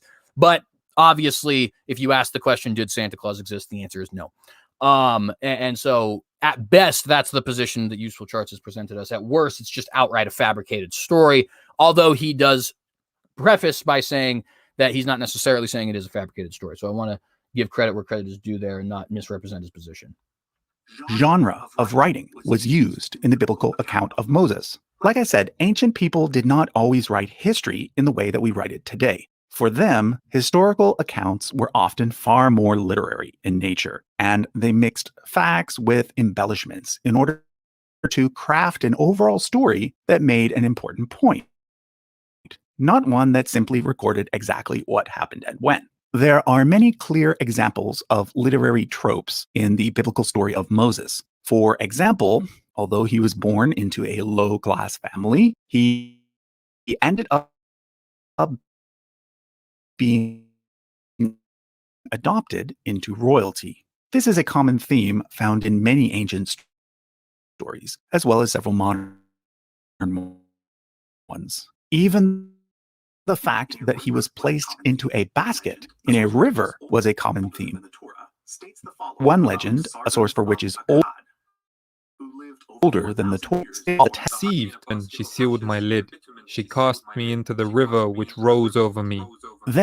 All right, so a couple things to point out here about the literary things, right? The first and most important thing is he says there's the common trope of one who is not a member of the royal family being adopted into the royal family.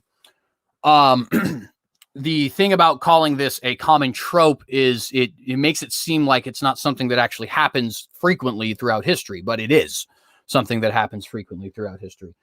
There are tons of examples of people either of a lesser royal status or of a non-royal status period getting a high-ranking position, sometimes even as much as king, but sometimes just something as simple as being invited into the home of the people, maybe being a general of some kind. And again, it happens all throughout history. To name a couple of examples, we have Genghis Khan, otherwise known as Temujin. We have David himself, actually, in the Bible. We have Napoleon Bonaparte, who is a part of what you would call a lower class royalty, or loyal class nobility, rather. Tons and tons of other examples that do actually exist. William the Bastard, who you know as William the Conqueror. That's what he was called throughout most of his life, was William the Bastard, because he was a bastard child.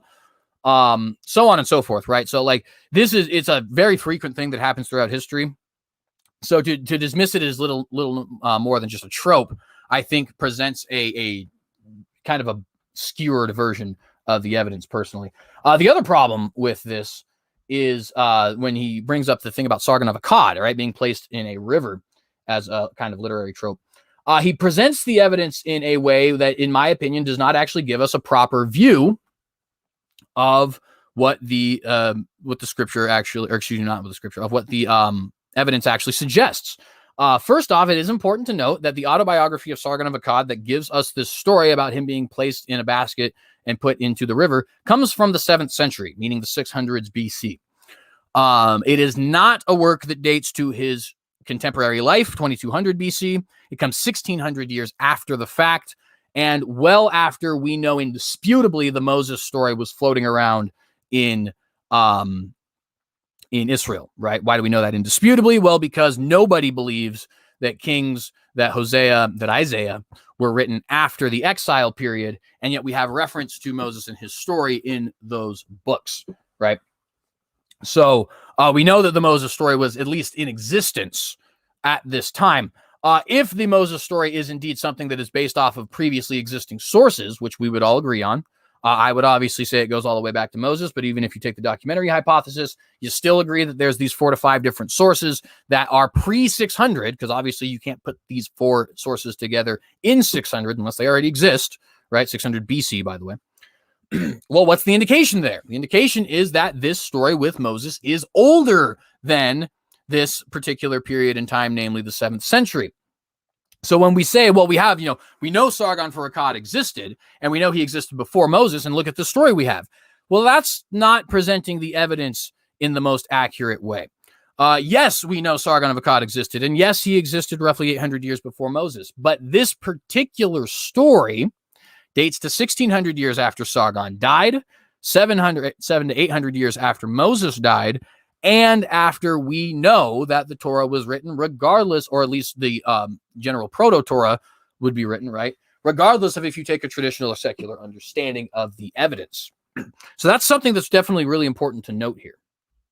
There's the familiar trope of the prince or princess who wanders out of the palace one day, only to discover how hard life is for the everyday folk. Or the hero who has to go on the run, only to come back and accomplish some major feat at some later point. Right, and so once again, we see this idea of these presented as tropes, right? But once again, there's, in fact, a lot of these tropes, we could even just have the exact same person, right? So Napoleon Bonaparte was born into lesser nobility and then eventually became not only a high-ranking member of the military, but Emperor of France. Napoleon is one who was booted from his imperial status only to come back to a triumphant return. Now, the triumphant return certainly ended badly in the Battle of Waterloo, but it is something where, he marched into, people don't realize this, Napoleon marched into Paris with 1,000 people, or towards Paris with 1,000 people. An army came to arrest him, and he convinced the army to march with him, right? Like, you want to talk about a triumphant return. They were like, we love this man. They started screaming, Viva la Emperor, right? Or however you say emperor in French. Right? So we see this source, or see this this trope, if you will, right, being adopted by, or not being adopted, being shown out in his own life. Napoleon also is one who lived a rather comfortable life and then eventually started to see the sort of vulgarities of life, if you will, by virtue of his growing up. And with him, it wasn't necessarily leaving the palace. It was actually finding out the different ethnic hierarchy, him being a Corsican and the French being French. Also, the fact that he wasn't actually in land that was his land, right? In other words, him being a Corsican, he wasn't in Corsica. He was on the island Corsica, but the country wasn't Corsica, it was France, right? And figuring out certain things like that. So a bunch of these tropes you can just apply to him, right? And obviously that doesn't mean Napoleon Bonaparte did not exist.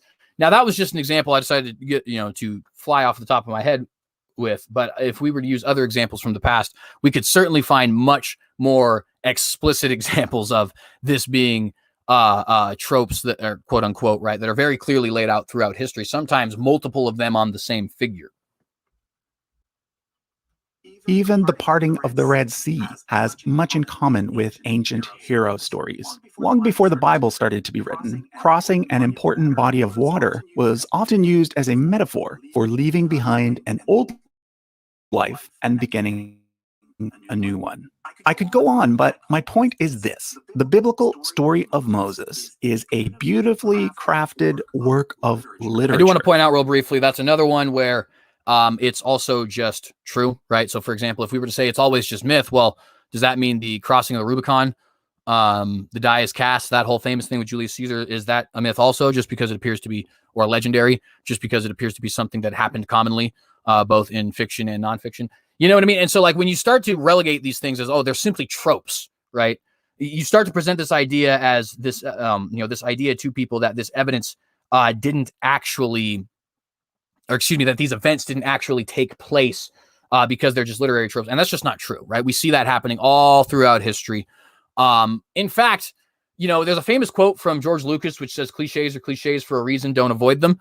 And the implication he's making is that the reason we have tropes is because they happen, right? They happen, and they also speak to the human condition. And frankly, we'll just leave it with that there, because we are going way over the time, and we're not going to do a part 2 to this because we're almost done. That took common themes and images used at the time and wove them together to create a new story, one that explained Israel's origins and defended their most deeply held beliefs. But where do those origins come from? And why do they have those deeply held beliefs? You see what I'm saying? Like, so you create a polemic or create an argument where this is used as a way to justify these deeply held beliefs. But these deeply held beliefs are deeply held because Moses presented them and demonstrated signs and miracles and liberated them from Exodus, right? So, like, it doesn't even make any sense to say that they invented this figure to account for all of these different things, right? When the reason these different things exist is this figure, right? In fact, it's been famously said by Dr. Kenneth Kitchen. I used to say that William Dever said this, but that was wrong. By Dr. Kenneth Kitchen, that if Moses did not exist, you would have to invent him because somebody did what he did, right?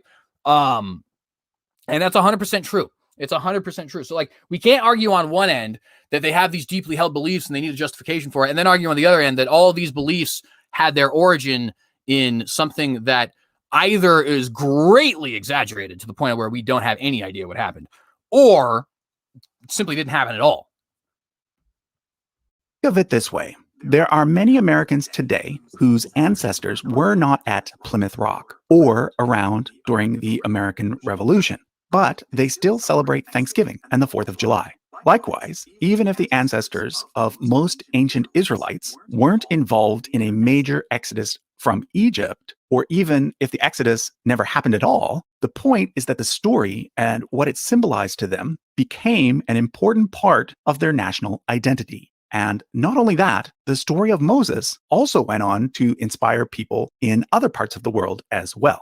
So in my view, the fact that it is not 100% historical doesn't lessen its value at all. For well over 2,000 years, the story of Moses has both inspired those who have been oppressed and instructed those with power not to do the oppressing. A common theme. Now, we are getting towards the end here. I will let the rest of the video play here in just a moment, but I do want to point out a couple of things. The first thing is that obviously the existence of a theme doesn't mean that there isn't truth behind it. Obviously, that you could say there's a theme to the Frederick Douglass story, right? And it's even a very similar theme. Don't oppress people. Don't be hating people for ethnic reasons, all that kind of stuff. But of course, Frederick Douglass is not myth, legend, or exaggerated. The other thing I would point out is his example. I don't believe it works. It does work certainly for some Israelites, because the Bible freely admits that certain Israelites and Hebrews were grafted in later on, not in the same way that Christians are, but in the sense that they were circumcised and became a part of the culture. We see Uriah the Hittite, for example. Obviously, his ancestors probably did not leave in the Exodus, right? So it works in a sense. But the Exodus still happened in that sense, according to Uriah, right? He would believe it still happened. I still, even if my ancestors weren't actually involved in the American Revolution, which they were not, I still get to inherit that cultural tradition because I'm a person born in the United States and that actually occurred. You see what I'm saying? So if it didn't occur, I can't adopt, like, for example, as part of my mythos, the fact that George Washington cut down a cherry tree or something like that, because it didn't happen. So I don't think that it works 100%. Now we're going to let the video play out for the rest of its minute, and then I really got to get out of here. found throughout the Torah is this one: "You shall not wrong a stranger or oppress him, for you were once strangers in the land of Egypt." Considering the fact that racism and xenophobia are still major problems in the world today, I think a more important question than "did Moses exist?" is, are we going to take to heart the main lesson from his story? As a reminder, be sure to check out... So that's the end of the video. So that is where we'll go ahead and end here. Obviously, I very much disagree with his conclusion. Oh, hang on. That's where I want to be. I very much disagree with his conclusion, of course, and that's what this whole video was about. But when he says, he believes that the story's elements are what's more important than whether or not it was historical, I would certainly not believe that. I think that the point of the story is to demonstrate not just the different good things that God has given us, but also it's to demonstrate God's power. It's to demonstrate that God is true to his word, that he will, in fact, liberate his people, that he is higher than any other gods. It's to present messianic prophecies, such as the prophet like unto Moses, who knew God face to face, so on and so forth, right? It is certainly partially part of the Moses story is certainly that you aren't to hate people, right? That you are to remember that you were oppressed in a land that was not yours, right? That's all throughout the Bible. Jesus repeats that in the New Testament for those of us who are Christians, saying, love your neighbors, you love yourself. But that's not the point of the Torah. In fact, all of the laws of Moses are based upon the point of the Torah, which is the demonstration, of God's faithfulness, of God's promise, of God's covenant, and of God's power above all other quote unquote gods in the world. But with that, friends, I hope this was a good video for you. I hope I was able to demonstrate why I believe Moses did exist and why I believe the information presented in Useful Charts video is not accurate. Useful Charts, I really appreciate you being here, my man. I was not expecting that at all, but I'm very happy to see that. I hope that this is something that will spark maybe a conversation of some kind. If you ever want to reach out to me at any point, you can certainly do that. If you ever want to respond to anything, I'm certainly welcoming that as well. Any comments, criticisms, concerns, any of that sort of stuff. I obviously, just because we are at, fiercely different positions as far as, well, maybe not fiercely, but just because we're at different positions as far as this is concerned, and because I had problems with this video, doesn't, of course, mean that I have any sort of a vendetta against you. So I appreciate you being here very much so. And, yeah, I hope this was at least something that you saw as presented in an honest fashion, even if you don't agree with it. To the rest of you all, and obviously everybody else who's here, please remember to like and share this video. Please subscribe if you have not done so, and hit that bell to get notified every time that we go live. We post here frequently, though not regularly, and I got a lot of pretty interesting things to be talking about in the future. Please get this out to all the different social media platforms which you frequent. Of course, what gives a message without an audience to hear it? Very important, specifically for us who are religious and history YouTubers. We need to utilize alternative social media platforms. I understand that right now they are taken over by a lot of undesirables, but the only way to make sure that does not occur is that the people who are desirable start to use the platform, right? And you, especially when it comes to things like history and religion, one of the most censored topics on YouTube, Facebook, all that kind of stuff. It's vital for us to utilize these alternative platforms. Also want to remind you guys, if you are interested, I do have a Patreon here. If you think that this is worth it, if you think that I am actually utilizing proper apologetics and am actually doing a good job here and, worthy of making this into a career of some kind, you can contribute to that Patreon. Link is in the live chat now. Only do so, number one, if you feel led, and number two, if it does not trouble you in any way. I need to earn this as a career from you guys, not just be given it. And I also don't want to inconvenience anybody. The number one thing that you can do for this video is to watch as much of it as possible. So those of you who did that, that is the thing that bumps it up in the algorithm, even more so than your appreciated likes, subscriptions, and shares, as well as all of your comments. So very much appreciate that. The number one thing you can do for me personally, as well as this channel in general, is, of course, to keep me in your prayers. We serve an awesome God, and he is, of course, the one who is in control of all things. So definitely keep me in your prayers there, please. And the last thing that I want to say in regards to that, well, also one thing, you can follow me on a bunch of different social media platforms, Facebook, Twitter, Gab's Minds Parlor, all that other kind of stuff. Just look up the Synagogue. You will be able to find me. And is there anything else I wanted to mention? I don't believe so. Questions, comments, criticisms, concerns, critiques, any of that kind of stuff in the comment section below. If you guys have a response video or anything like that you want to make, anything you want to add, definitely throw those out there as well. Let's start a conversation. This is a criminally under-discussed topic, so I think we definitely need to do so. One last time, I want to say Chag Sameach to all of you who are celebrating Sukkot. Joyous Sukkot to you, and may you have many blessings in the name of our Lord and Savior, Jesus Christ. Shalom to you all, and if the Lord tarries and wills it, we will see you here soon.